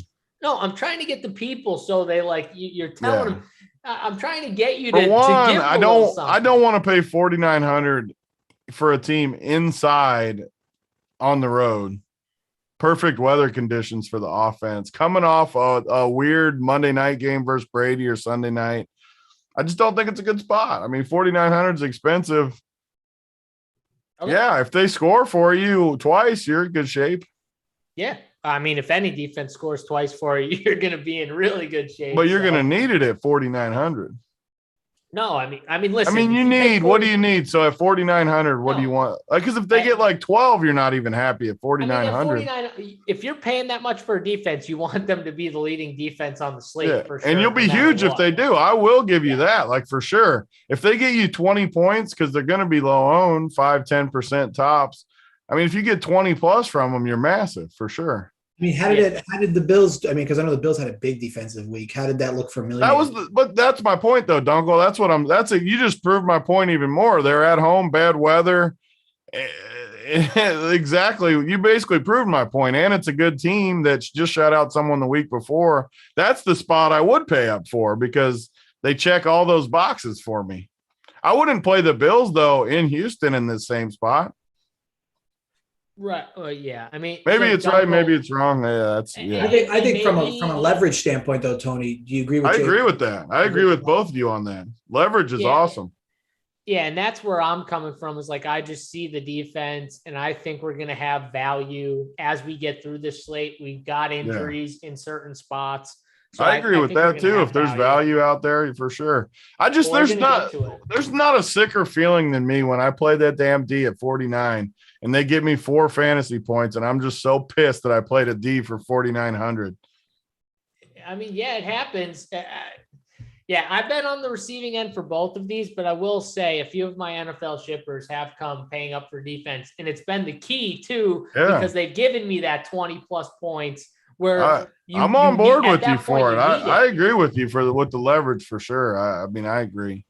Yeah, and they're always lower owned too when you're doing that. And you are going against the worst quarterback in football too. He's bad. He's really bad. So yeah. I give you that too. Let's go. We spent way too much time on that game. Detroit Lions, Minnesota Vikings. Vikings minus 8.5. 49.5 is the total here. Dunkel, 49.5 total, 8.5 here for the Vikings. What are we doing with this game? Yeah. So I mentioned this last week on the show, JSU, that I did like their team total over in that game versus the Browns, but I also said that we were likely to get a Vikings bad game. I just didn't think it was going to be last week. It was last week, and this is why I kind of expect them to look better this go around. It is the Lions, but to me, the lion, no pun intended. It makes sense at 8.5. I would prefer to lay the 8.5 versus take it though, with the Lions maybe even first half in favor of the Vikings at 5 or 4.5. I just look. I get it. The Lions have been pesky and they've hung around and they've backdoor covered a bit, but this Vikings team, this is such a must win for this squad. And again, they looked just awful on offense. And I've said this before, like Kirk Cousins does this where like he goes through games where you're like, whoa, this guy's unbelievable. He's kind of turned the page and then he drops a clunker, like he did this past week. But I'd expect this team to get back on track, and they should be able to move the ball without issue at all against the Lions. And I don't think the Lions can keep pace with them anyway. So yeah, it's a big number. Again, Vikings will be popular in survivors for obvious reasons. Yeah, I gun in my head, I'd lay the 8.5 off the total, but I would definitely lean laying the points with the Vikings in this spot. Yeah, Tony, I got a play that I really like in this game. But first talk about it a little from a bet side and then give your DFS take. Yeah, I mean, Minnesota laid a little bit of a stinker last week. You look at their scores when we pull them up. I mean, we thought it could be a sneaky game versus Cleveland. I mean, coming off, too, they had really 3 good offensive games at the Bengals. At Arizona looks like a really good game now. And then they handled Seattle. And then they just lay a stinker. But Cleveland's defense is good. I kind of agreed with the uncle that, I mean, Minnesota is going to be a Jekyll and Hyde team. They always have been. When they get it going on offense, they churn big numbers, and you're going to wish you had them. And they'll pop up out of spots, too, where you don't expect it to happen. Kind of like the Arizona week where they just explode. Not that you didn't expect points, but that they'd play good like that. And then they'll just lay a stinker in spots where Kirk Cousins can't move. They get pressure on him, and he just looks terrible. But that's what they do. They could easily pop back this week and have a monster game, which I like. And there's a lot of boxes that get checked in this game. You can play a guy like Cousins in this game. I probably won't, just because I've taken an oath to not play these statues anymore. But you can play Jefferson, Thielen every single week. I probably won't play Cook just because Henry and other receivers I like in that price range. But I mean, what is Swift going to play this week? I like, Yeah, he should. I definitely like Swift coming back too, just because of how many dump offs, how much workload he's getting. So this could be like a mini stack, like we've been talking about the last weeks. Because I think you could use Cousins. I wouldn't totally hate it, but I'd probably rather just play Jefferson or Thielen, come back with Swift, and call it a day for me. That's where I'd be at. I do think you could see points in this game, though, and I do like Minnesota with Dunkel. Maybe Detroit backdoors it or something, but I think Minnesota plays well this week. Yeah, so one, I think we said that Davis Mills is the worst quarterback in football, and I'm not saying he's as bad as David Mills, but I will say the performance Baker Mayfield gave us last week. God, he was bad. Don't remind me. He was almost on par with Davis freaking Mills last week with how bad he hurt my soul on that OBJ deep ball. It just hurt my soul. Me too. Yeah, it was terrible. So that defense was great. You guys said Cleveland defense played awesome. Minnesota obviously laid an egg, but that's a tough team. I'll keep saying it. Cleveland has the right pieces to win. This is a good football team. They have pieces on both sides of the football. They have the key is too, they have really good lines on both sides. They have a really good D line, really good O line. That's gonna help them as they go through playing tougher teams. But man, if Baker Mayfield doesn't get his shit together, because some of the throws he missed were just easy throws. Like dudes were wide open. Baker Mayfield was wide open for a 60-yard touchdown, and he just threw it to the other side of him. Like he just completely missed them. They weren't on the same page probably. Whatever it happens, I guess get that crap wrong early in the season, hopefully, and they'll get it right. But It was tough to watch. From this game, though, I love picking on Detroit, mainly because they're still going to be probably without their two top corners. And these guys just can't cover man-to-man. They're asking them to do way too much, and they don't have the talent on the back end to do it. I mean, friggin' Bobby Price, AJ Parker, Awari, whatever his name is, who literally has been getting picked on this entire time. I mean, these guys are awful. Justin Jefferson is going to eat this back end up of the Lions, and he could have 2 touchdowns and 120 yards at halftime. I would not be stunned. Like, I think it's an explosion spot for him. He's looked really good the last few weeks too. The first week, he kind of maybe disappointed some people a little bit, but he's been coming on. And I think this is like, he just absolutely blows up. He could blow up the entire slate, put up a monster number, and they priced him up now. So now he's like the second highest receiver on the board, which in my opinion is going to keep his ownership down from what it would be if he was in that like $7,100 range. He's now up towards Devontae Adams, which I love because it's going to hopefully hold his ownership down and make people maybe go to Thielen, who I also think is a decent play and could get it done. But I think Justin Jefferson has that monster big playability that is what you want against this Detroit team. They've given up big plays to Darnell Mooney and Marquise Brown the last 2 weeks. Monster plays.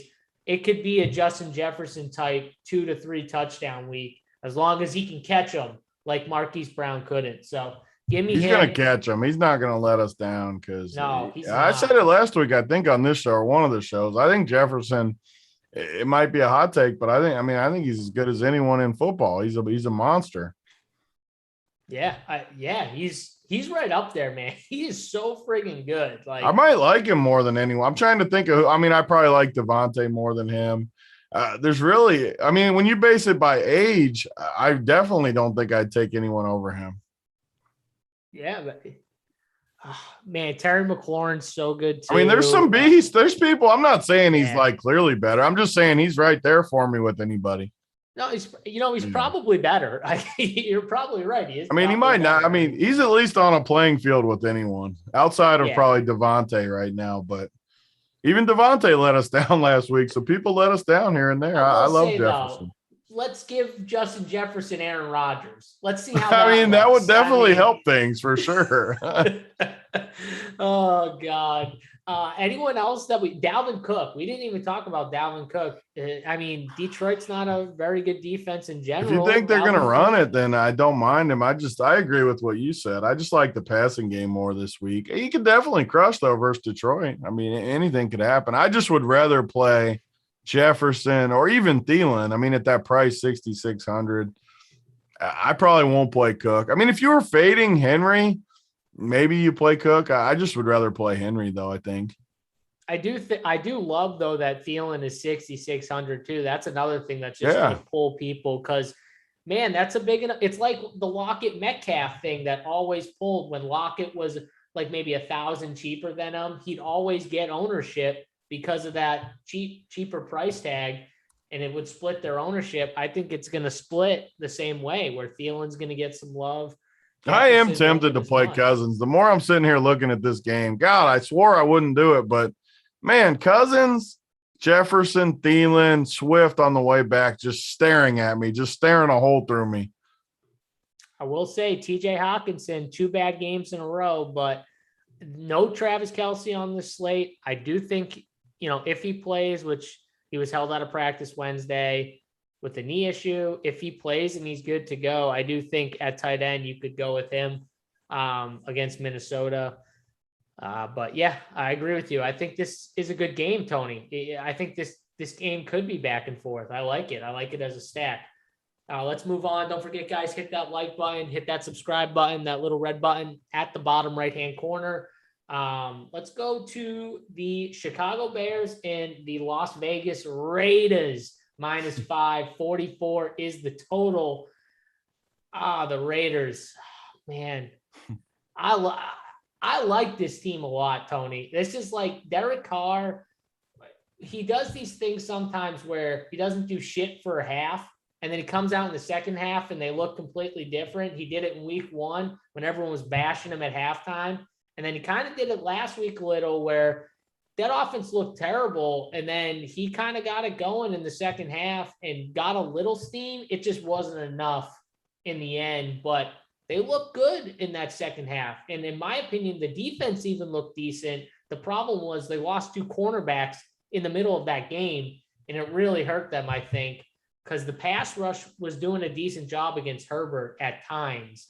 But what do you think about this Raiders team against Justin Fields, who's going to start? You say me? Yeah. Yeah, I mean, I think I'm definitely not as high on the Raiders. I like the Chargers a lot on Monday. I just don't like this Raiders team as much as the field does. I'm lower on them. But one guy I've been waiting to play, you know it. I said it on that first week show. I watched the Bears play the Rams that first week, and I've been dying for the Damian Williams week. And I think we're going to get it as long as he plays. I think he was questionable. Let me see. He's practiced in full Wednesday. He's good to go. I am definitely waiting for this week. The Raiders defense the Raiders offense, I can be sold on them a little. I do like their offense, like Waller, like Renfro, like some pieces. Can be sold on that. I can't be sold on their defense. I think their defense is terrible. I can't wait to play Damian Williams. I've been waiting for this spot. I've had it bookmarked. He will almost for sure. I mean, it's Wednesday. Who knows what can change before Sunday. He more than likely will be in my core come Sunday because I think he's good. I've always been a fan of Damian Williams. I mean, the dude looked good every time he's had a chance to play in my mind. So give me him full workload this week. Can't wait to play him, actually. I'm super excited. What does that video from Russ Hanneman say? Fucking love that, actually. And I don't know about the game. We'll let Dunkel pick the winner in this game because I don't like this game as far as the numbers. But Damian Williams and Waller, you can always play Waller for sure on a non-Kelsey slate like this. He has had a few slower games because Gruden one of the reasons I hate the Raiders, Gruden just runs the damn ball up the middle every single play, and it drives me bonkers. Waller still got 15 last week. You have to think they make some adjustments coming off that, what they did, just running it up the middle for a half. I think Waller could have a big game, another game where I could see Waller and Damian Williams, little mini stack. Dunkel, I was texting Tony in the second quarter, and Darren Waller wasn't targeted until like when I texted him. And I said, not targeting Darren Waller until the middle of the second quarter should be a crime, should be punishable. Like, you should be able to go onto the field and just smack Gruden across the face. Like, what are you doing? Stop running the friggin' ball, like Tony says, up the middle, literally every single down, and running it on first down. But you know what he's doing, Dunkel? The problem with Gruden, he's setting up the play action in the fourth quarter with these damn runs, because he's going to run the ball for 3 quarters, first down, run. And then all of a sudden, what do they do in the fourth quarter? Play action pass to Ruggs. Oh, it worked. You just wasted 3 quarters, though. Is there anything worse than these drives, though, where first down they pick up 4, second down they pick up 4, but then they got 3rd and 2 and they get stopped and they have to punt? It's like, you can't just run the ball up the middle 3 straight plays. Yeah, my favorite, and it's like a curse with coaches. If it's an incomplete pass on first down, it's like inevitable. It's a 2-yard run. And then you're in 3rd and 8. It drives me nuts. But relative to this game, I really don't have a strong side I like on either end. Believe it or not, Vegas has actually been a decent defense. I know that their box scores don't show that, but again, the Miami game was a weird, inflated game with field position that was set up for them easily.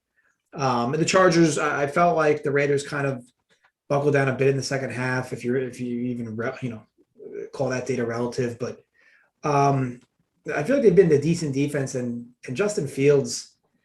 Oof. I mean, he's still tough to watch. I guess he played okay last week.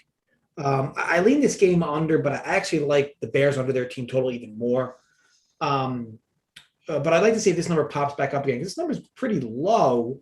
So if this number can pop to like 45 and a half pregame, it'll definitely be an under bet for me. Yeah. I kind of like some pieces in this game. Damian Williams for sure. I'm going to like with Tony. Henry Ruggs. I'm going to say the Chicago back end is not that good. I don't think the corners are that good. If Carr has time in the pocket, he's going to be able to launch that sucker. He underthrew him. I think it was twice. One had a draw. I think a PI. The first one. The second one, Ruggs literally stopped because he beat the defender by about 4 monster steps and then had to stop and slow down, and he caught it, and he beat Derwin James, by the way, not just some random safety. He beat Derwin James, who was pissed the next play, but it was pretty talented. If you hit him in stride, it's a touchdown. Like by a mile, it's a touchdown. And then he missed them on a deep ball in the fourth quarter, which could have been a touchdown. He beat That one two was wide defenders. open. Yeah. Wide open, which I was pissed because I had him as my captain in Showdown, which could have changed things. But I was happy in the end because one of our subscribers, shout out to him, I think Matt S. in the Discord, he won, what was it, Tony, like 280K or something? 300K. Yeah, 300K. 300K. Shout out to Matt. Awesome job. Love to see it. One of the best people too. One of the best people that we've had in the RunPure community. Anyways, though, it is good to get those shots. So if Gruden's going to have the willingness to give him those type of opportunities, I'm going to like him here with that big playability in tournaments. He's got that massive upside that we want.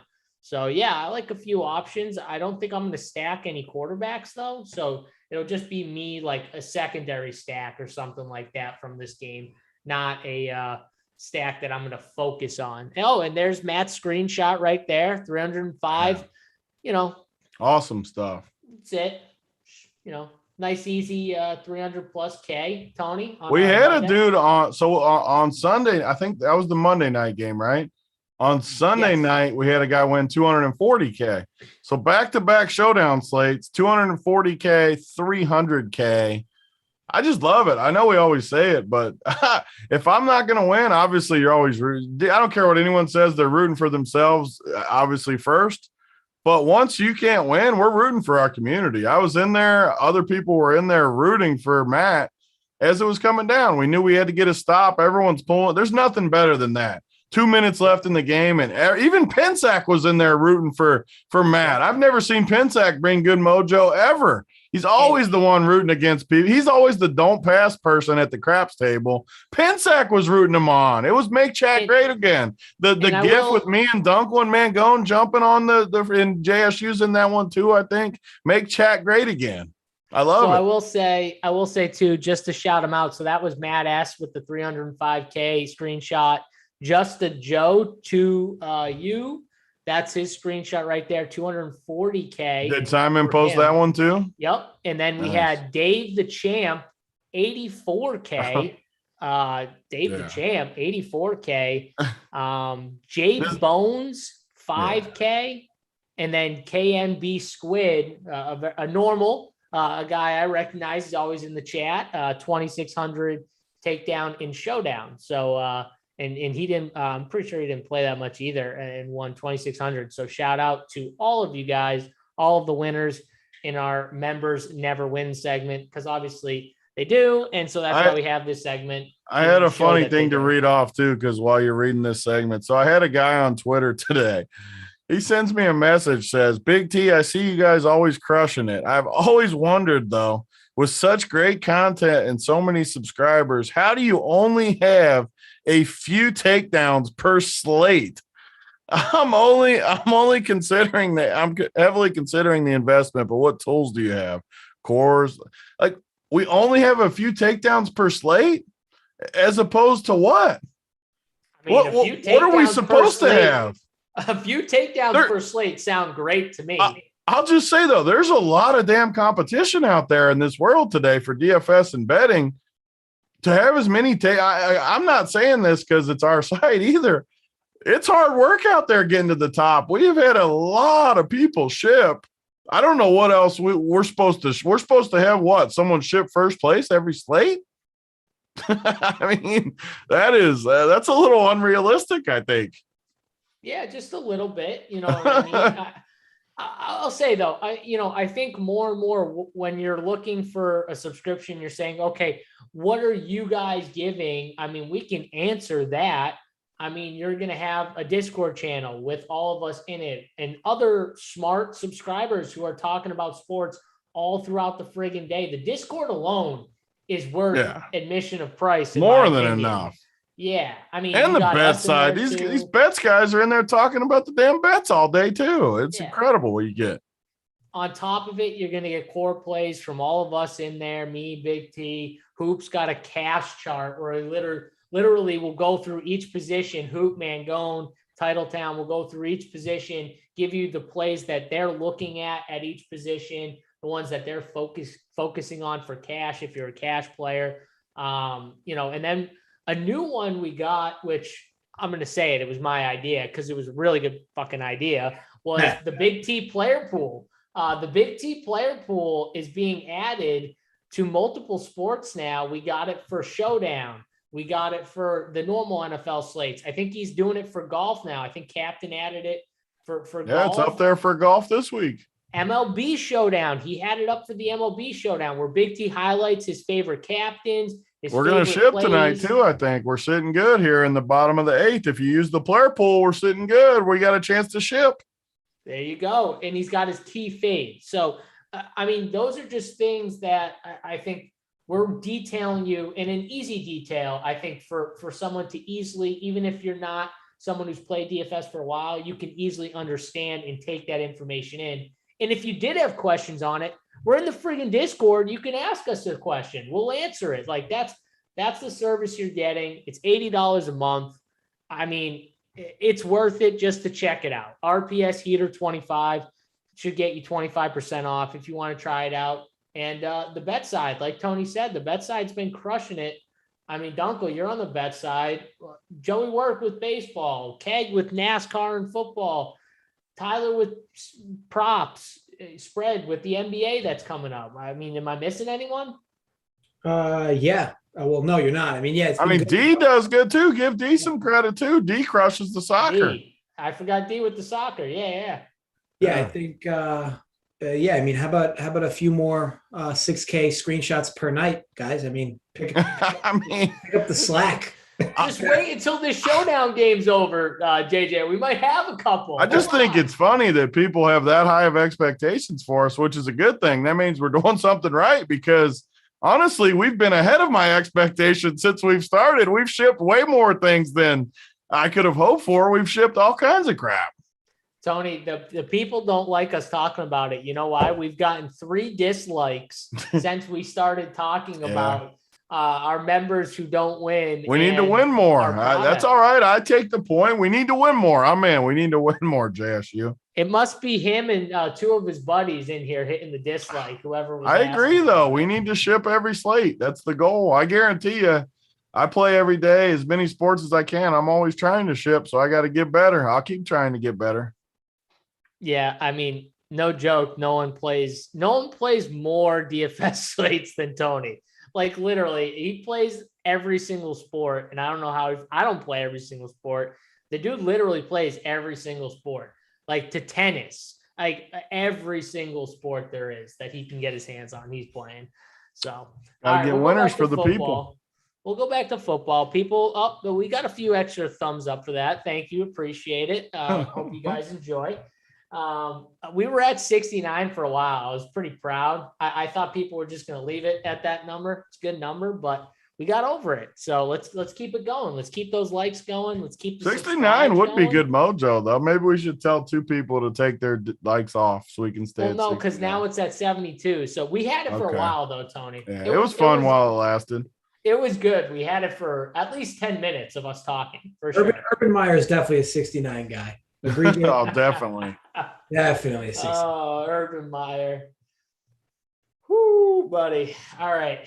Let's get the Urban Meyer talk out of here. Green Bay, Cincinnati. Green Bay -3, 51.5. Dunkel, coming to you here with this. Is this a Aaron Rodgers spot here? Are we doing that whole, discount or, NWO belt, whatever, WWE belt, whatever you want to call it? I actually in this spot really like Green Bay under their team total. So it's 27.5 DK, 27 at FanDuel at a little less vig.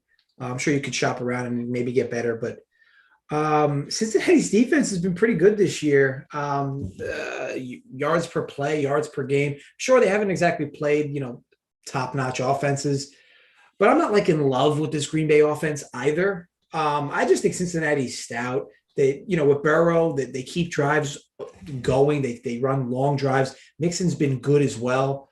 And I really liked how much poise they showed in that Jacksonville game to kind of come from behind and even close it out late. And look, they get the few extra days to prep for this game as well, coming from the Thursday night game a week ago.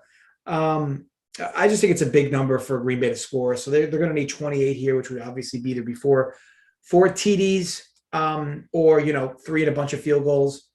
Ultimately, I like what I've seen from Cincinnati's defense, and I think that they should be able to hold Green Bay under that number.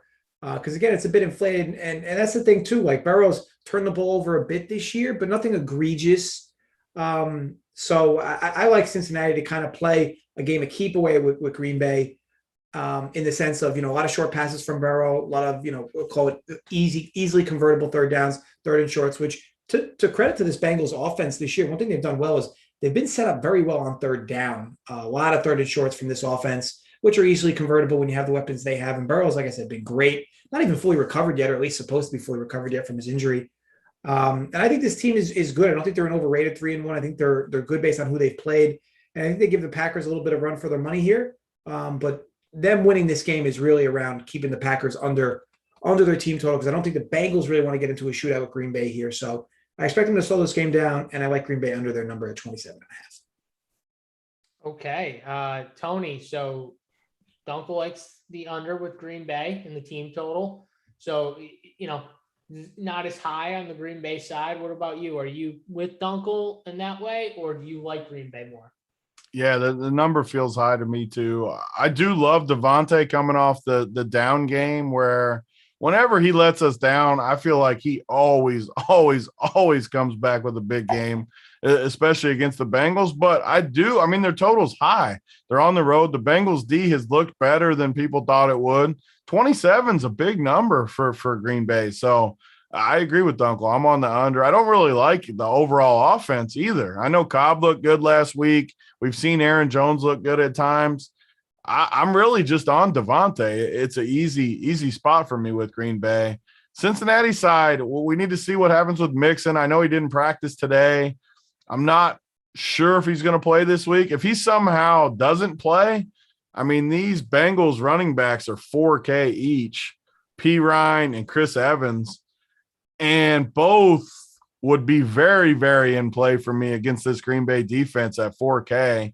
We haven't had this situation yet. JSU talked about it earlier in the show with the defensive thought. If we get value that opens up, it brings that defense way more into play for me, because as the season gets going and we have injuries throughout the week, we're going to get 4K running backs where we get into the whole new discussion with chalk, where if some of the, I'm not even saying this week, because this might not be a good example, but eventually you get 4K guys that me and JSU, I think, look a little differently about it too, because I always just play them, and JSU sometimes goes a little different. I just have a hard time fading 4K guys that are going to get volume in the running game. I don't, but at this point of the week on Wednesday, Mixon will probably end up playing, I'm sure. Who knows? But if he somehow sits, definitely have interest in these other guys. I'm always going to want to have interest in Chase and Boyd. But I think this game lets people down a little, like Dunkel. I think it could play a little slower. Cincinnati could run the ball a little bit. Green Bay can always run the ball a little bit with Aaron Jones. I could see the clock moving. I like the under with Dunkel. Definitely Devontae, though. I will be on Devontae every week, but even more so off of a bad game where he's only 8,200 now. He's 8,200 both sides. So, yeah, definitely Devontae for me. Yeah, so just some news. Jair Alexander with his shoulder. They're still trying to get an opinion on surgery, but it looks like he's going to be unavailable for at least this game, which will be a big hit to that secondary. The Kevin King, who I think he's played 2 games this year, has not looked good. He's the second cornerback, and he's questionable, I think, as well. if they're down their top 2 cornerbacks, and even if Kevin King plays, I mean, Jair is going to be out. This is definitely a big boost towards, in my opinion, the Cincinnati passing game. I do like Joe Burrow a little bit. I like Joe Burrow. I like Chase, Boyd. I think these guys are in really good spots here. And then, like Tony said, I think you can bring it back with the Devontae. Randall Cobb, who I had my player pool up. He was in my player pool last week. Randall Cobb, again, in play. He's going to be in on all major passing downs with no MVS.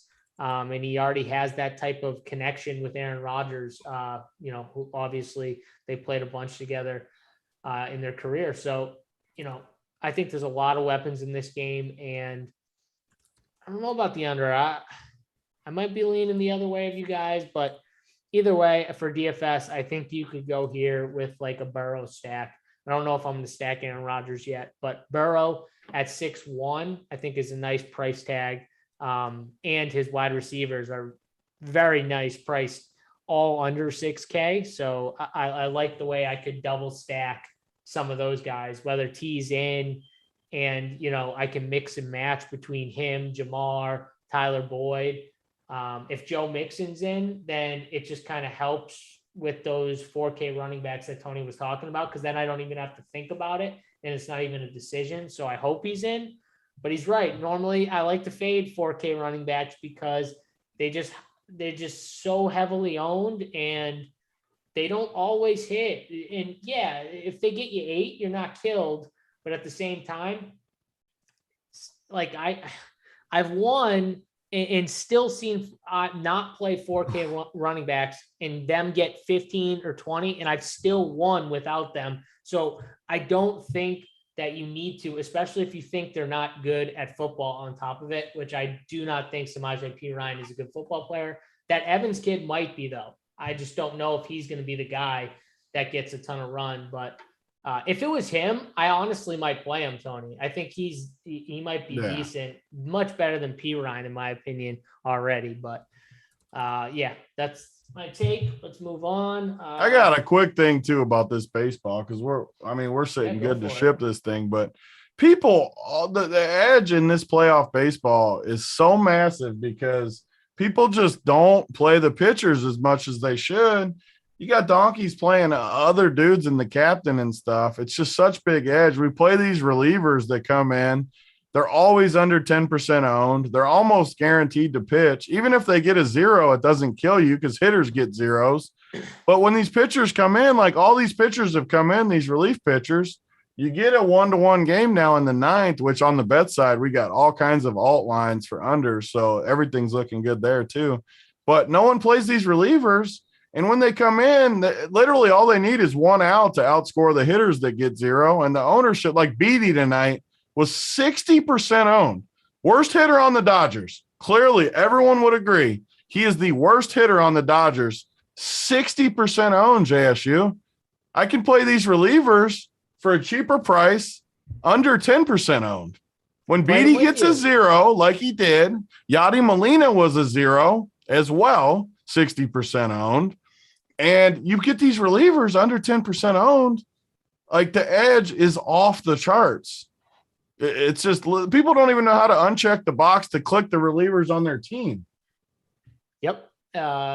We've talked about this before, and it's just a huge. Max Scherzer didn't even have a good game tonight. He got 11 points. He's still going to be on the winner because that's how playoff baseball works. Even if a pitcher gets 6, it's more than a double. A hitter has to do more than a double to beat that. I don't think people realize how many times hitters get 0. Especially in playoff baseball. It happens a lot. Sure, if you play the hitter and he hits a bomb, absolutely you're in great shape. Not denying that. But there's not as many home runs as you think in the postseason. It's tough to hit the home run. Yep, and best pitch, especially in these games too, where teams are throwing out their number 1 pitcher right off the bat. You're getting top-notch pitching. And they're pulling them earlier too to bring the bullpen guys in. They're not leaving them in there. If they get in trouble, they're coming out. Yep, that's it. Ron's telling me I smoke crack because I talked about Burrow and shipping. I said nothing about shipping. I think he's a good play at $6,100, and you can pair him with his receivers, Ron. But never smoked crack in my life. I have shipped in my life, though, multiple times. So I'll trust myself, and you can not play Burrow. That's fine. It's up to you. But never crack. Tony, never smoked crack in my life. Just never thought about it. It's a good thing to do. Not smoke crack. I mean, that's usually a good step in the right direction. I've had 3 energy drinks today, but and no dinner. Crack. That's it. That's how you do it. Just saying. Dunkel, can we move on from this game? You have permission to move on. Yeah. Okay, good. Did you play any playoff baseball, by the way? Did you play any DFS? I have Dodgers live here. Oh, Dodgers live? Okay. I'm rooting Dodgers. All right. Let's go to the Cleveland Browns and the LA. Sit him down, Kenley. Oh, yeah. You sit him down? Yes, sir. What the hell? Why are you? I still haven't seen him pitch the ball yet. Yeah, you got to be way behind. What game are we on? I'll talk about it. Which game are we on? We're talking about the Cleveland Browns and the Chargers, -2, 46.5 total. You want to talk about a good football game? This is a good football game. I don't know DFS-wise because, like I said, Cleveland's defense I think is very good. Chargers' defense is super underrated to me. They looked really good on Monday Night Football. I mean, Keenan Allen, they keep giving us this cheap price tag, but it might be to the point where I almost think he's dusty. I'm going to say it at risk of people. He's probably going to crush a few games still. He just hasn't looked right to me so far. He just hasn't. He doesn't look as explosive. I'm sure he'll still have a couple big games because, I mean, he's got Herbert is incredible. The offense is incredible. It's just a great spot, and the price is cheap, but people are going to keep jamming him. I'm going to keep playing Big Mike over him. I said it on the show a few weeks ago. Didn't work out Monday night because both these guys missed. Me and JSU both love the Chargers. Felt like we got the game right, but Keenan and Big Mike both sucked, so it just killed us. Eckler's a beast. I mean, this is a good football game, but honestly, I don't know where to go as far as fantasy options because I kind of think this game plays slower. Both teams like to run the ball. Both teams, I wouldn't be surprised if it plays slow, almost like the Cleveland game last week that was 14-7.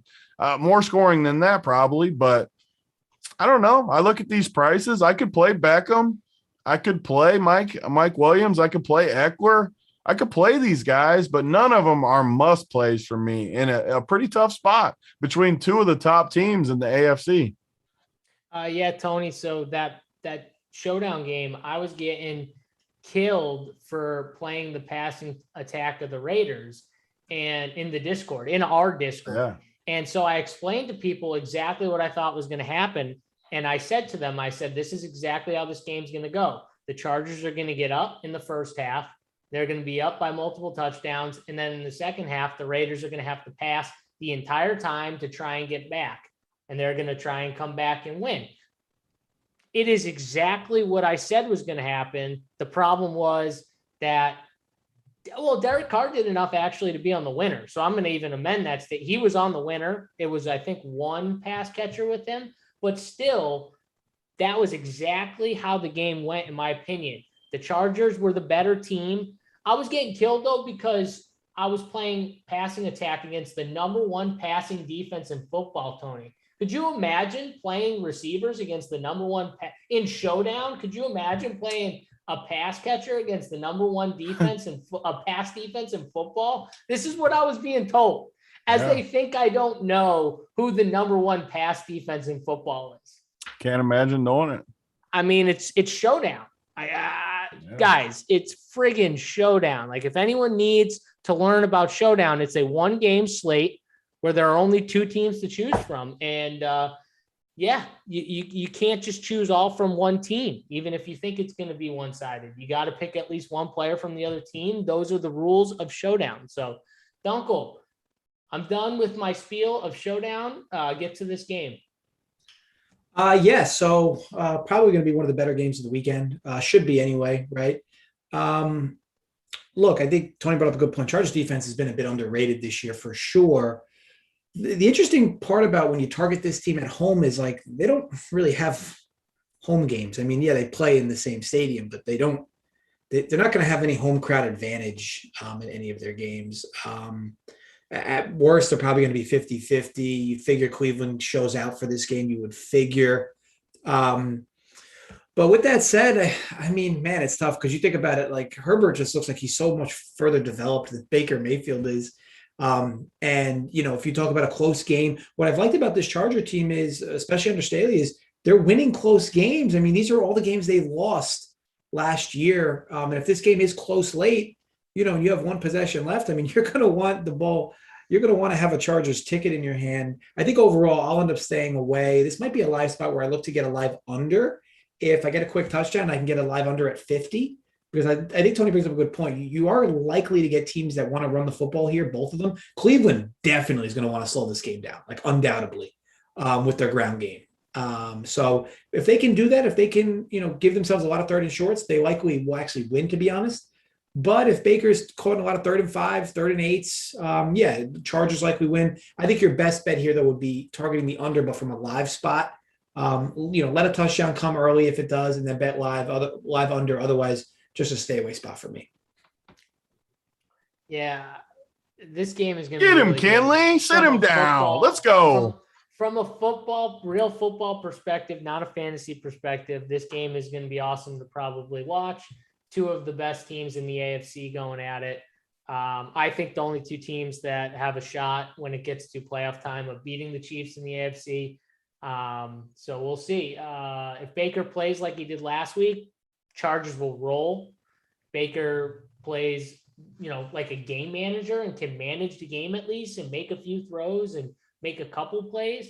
I think the Browns have a shot, but I think the Browns are a little better than a lot of people do. So nothing from a DFS side though. I don't really like it at all. I'm probably going to stay away.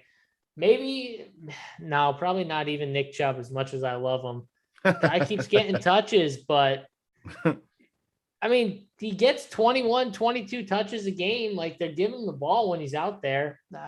I don't know, maybe 6,700. Maybe I'll take a stab. I don't know. Tony, you could laugh at me if you want. I love Chubb. The funniest part about all the times we've talked about him is I like him too.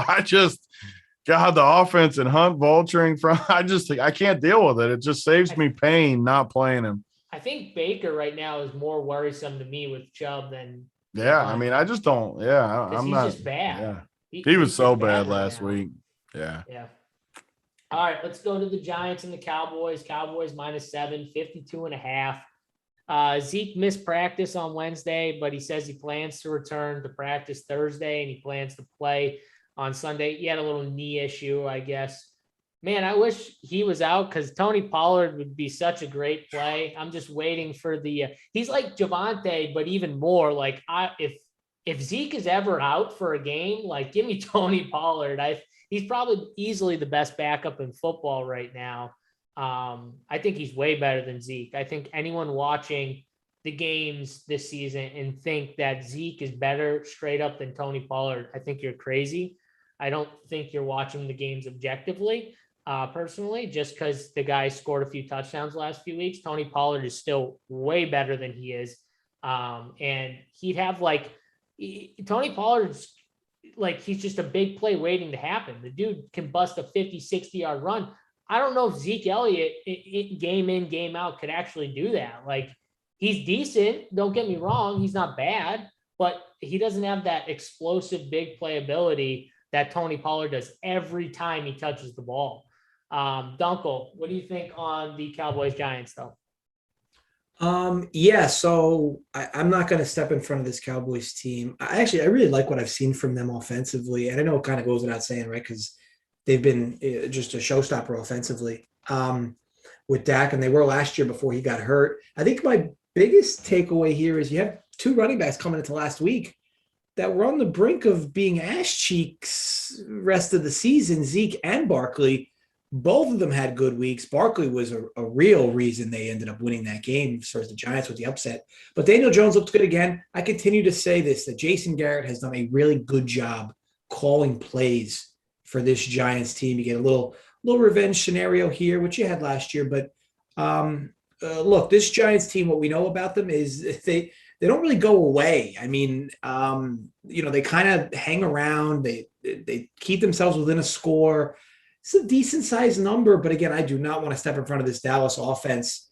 They've just looked so good with Dak there, and the fact that Zeke's been looking better, and Pollard, as you mentioned, is at minimum arguably the best backup running back in football.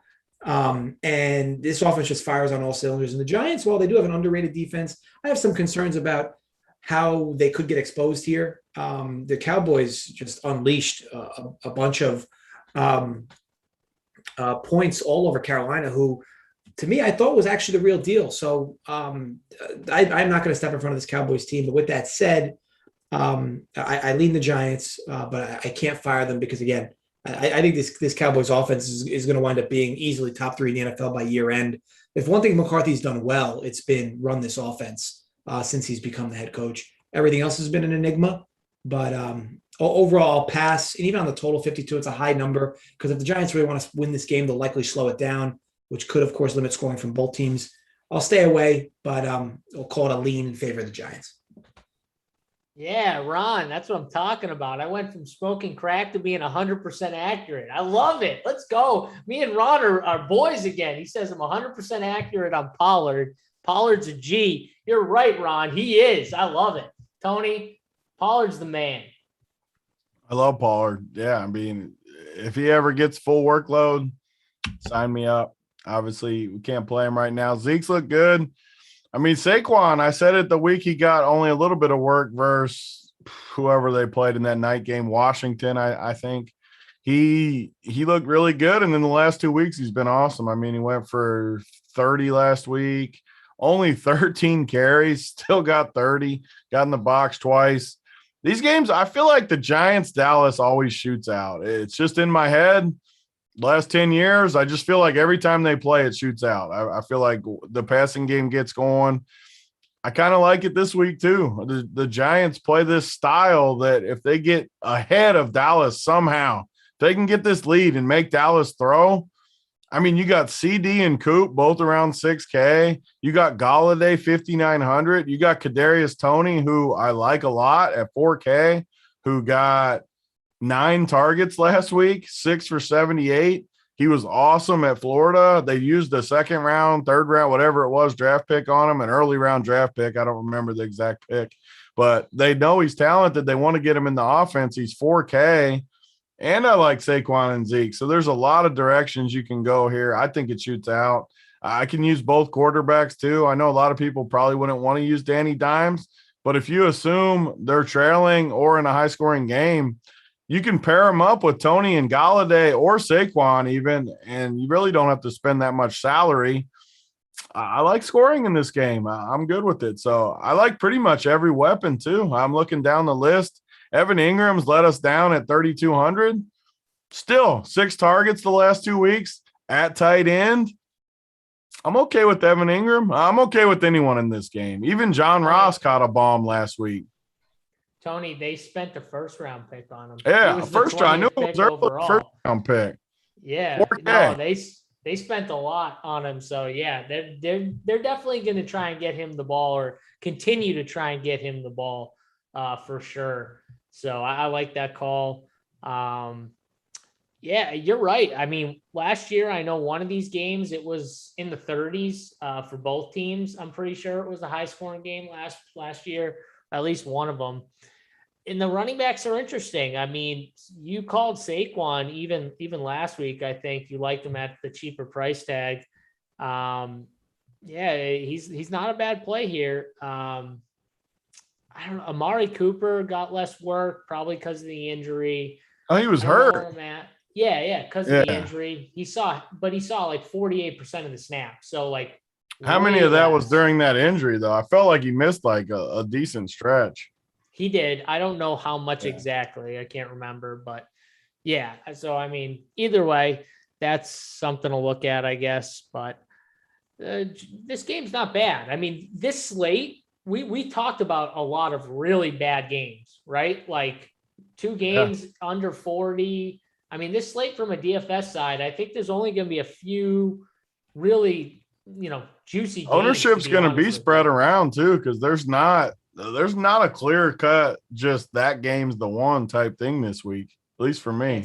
It's not like the Dallas Chargers that week where Yeah. it was like the clear game. We knew that was the game. So yeah, I mean, Dunkel, you like this game for DFS?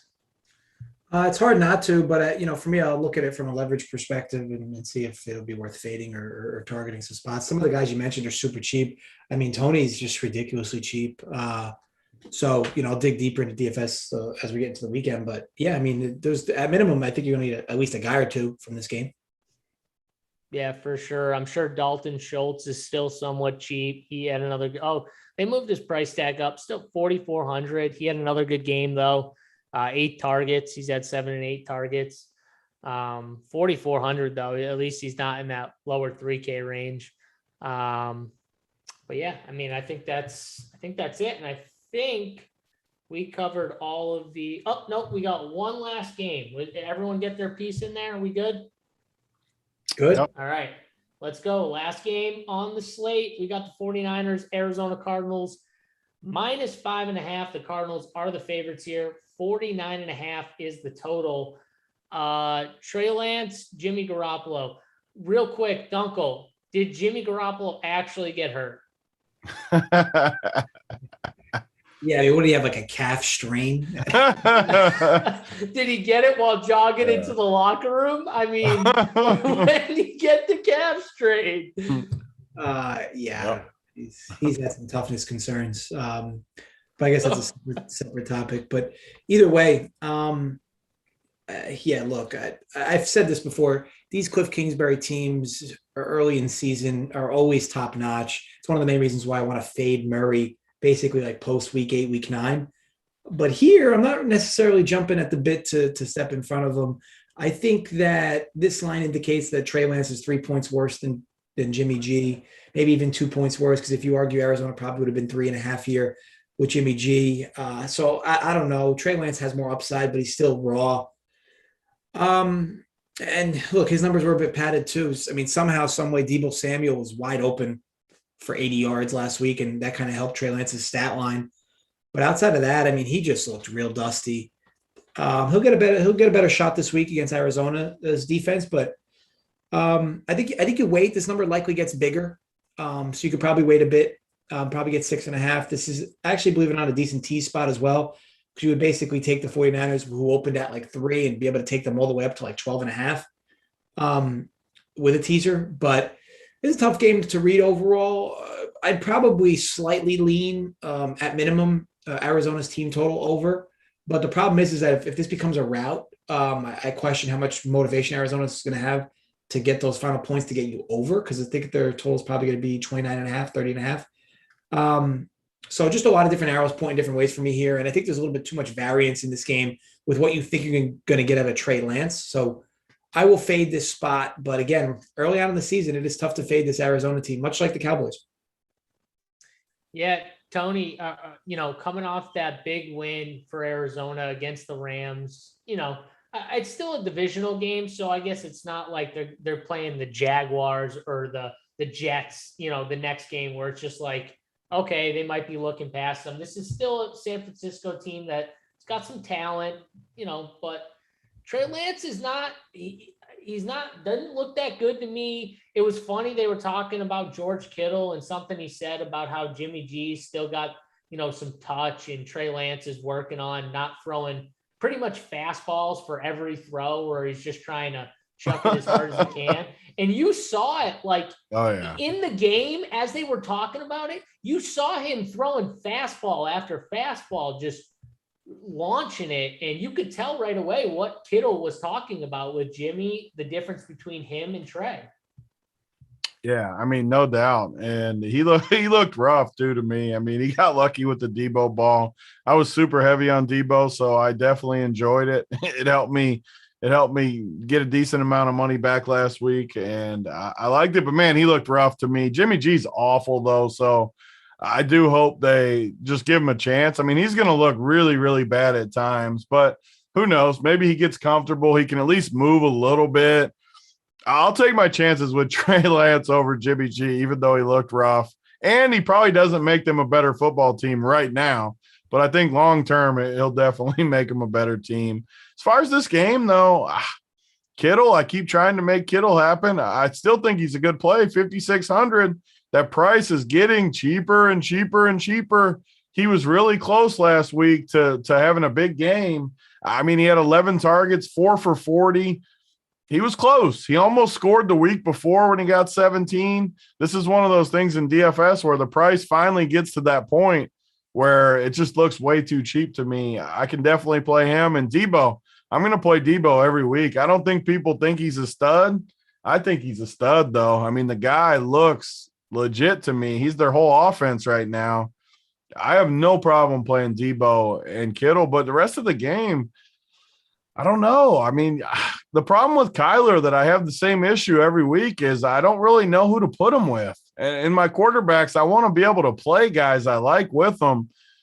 I'm okay with these guys, Rondell Moore, AJ Green. I mean, even Max Williams at tight end, obviously Hop. I don't know. I don't like any of them, though. So I doubt I play Kyler if I don't really like any of the weapons.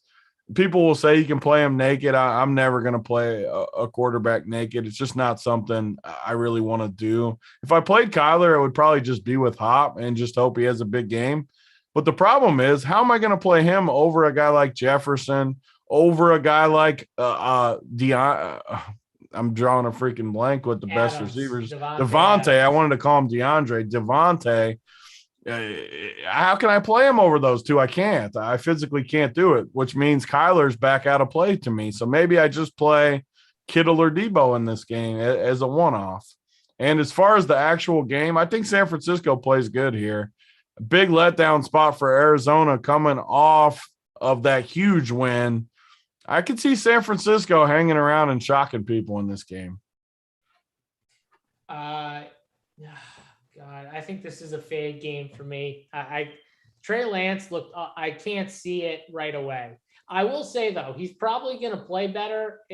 I'm assuming he starts, and he's probably going to play better off of a full week of practice, being able to get reps consistently in with the starters. That's going to help him a little bit. We saw Justin Fields, I think, was more helped by Detroit and a lot of man coverage and bad coverage by Detroit. But still, he got a full week of practice in. It definitely helps these quarterbacks. It's hard to just get thrown right into the fire mid-game, after sitting on the bench for literally a half and then being like, okay, you're up this half. Like he strained his calf, walking to the bench. So didn't he only play like 8 games in college or something too at a smaller school even? So you go from playing 8 games in college at a small school to the NFL. I mean, that's tough sledding. Yeah. I mean, our boy too. Talk about our boy from the bedside in here. Our boy Tyler says Hopkins over 72.5. Free money, he said. And he's the best with these props. So I trust it. I go with it. Over 72.5, he said he'll go for over 100. Yeah, I don't mind that. Sure. That's a low number based on how he's been playing, or I guess because they've been spreading the ball out, but that makes sense. Yeah, San Francisco too. I think D-Hop makes a lot of sense against that defense. So I could see that easily happening, him getting peppered a little bit. But like Tony said, from a DFS standpoint, I'm with him. I just can't click his name over Justin Jefferson and Devontae Adams. I'm just going to struggle to do it. If I was MMEing, yeah, I could play some, but it's just tough for me.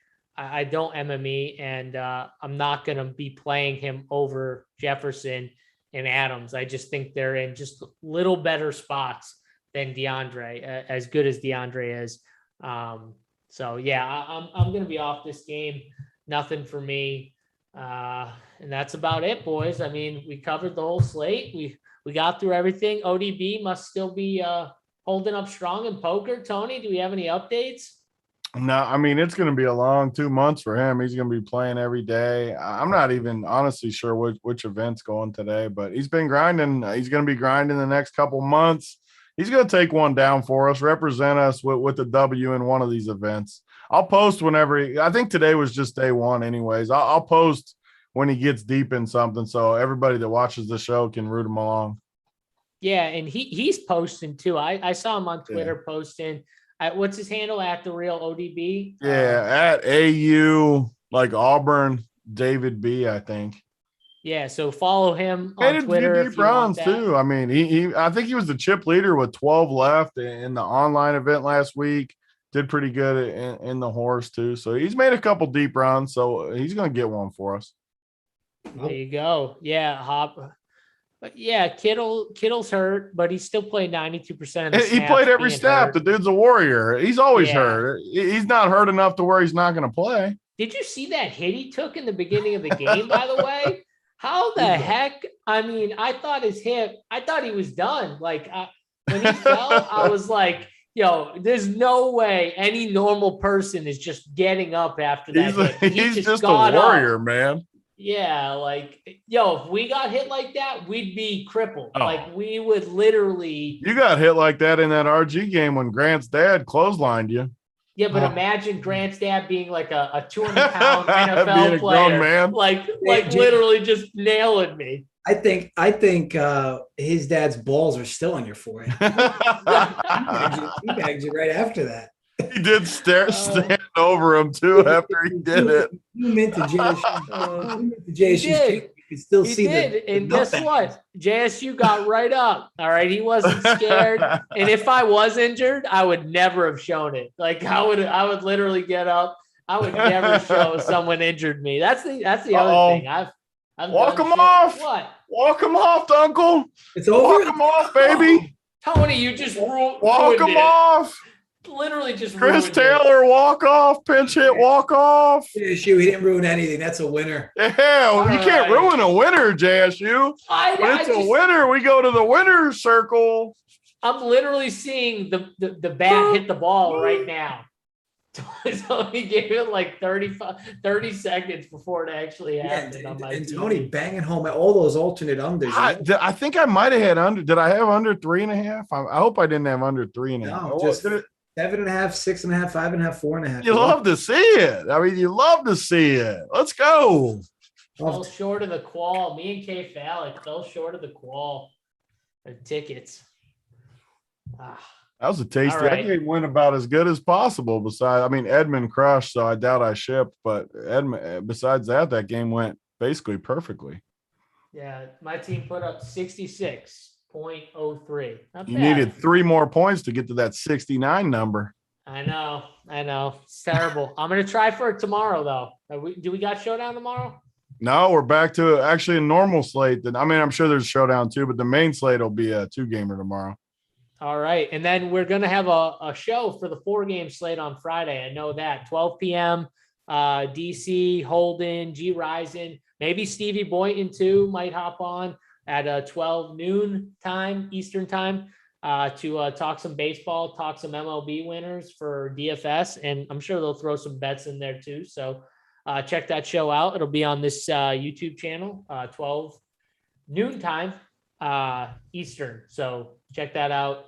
We'll be back as always. If you're not a subscriber, become a subscriber and check us out. We got a bunch of premium stuff. Oh my God. Someone shipped that tournament with a pinch hit home run from Chris Taylor. Someone played Chris Taylor and shipped. That's what they're saying in chat, that one of our people, APAC14, lost because of that. Wow. Lost because of it. I thought one of our people lost. Somebody won with that Chris Taylor pinch hit bomb. I think I can't keep up with the chat, but that's disgusting. Thanks. I didn't even see the live show chat. Did you see the live show chat getting ready for the backpack run? Did you see that? Yeah. Oh God. That's wild. All right. Well, check out all our premium content, core plays, playbooks, sign up, use the code RPS Heater 25. Don't forget to hit the like button and the subscribe button as you guys get out of here. For that, we will see you guys next time. For me, JSU, Uncle Dunkle, Big T, and ODB at the poker table. Run pure, baby. Let's go.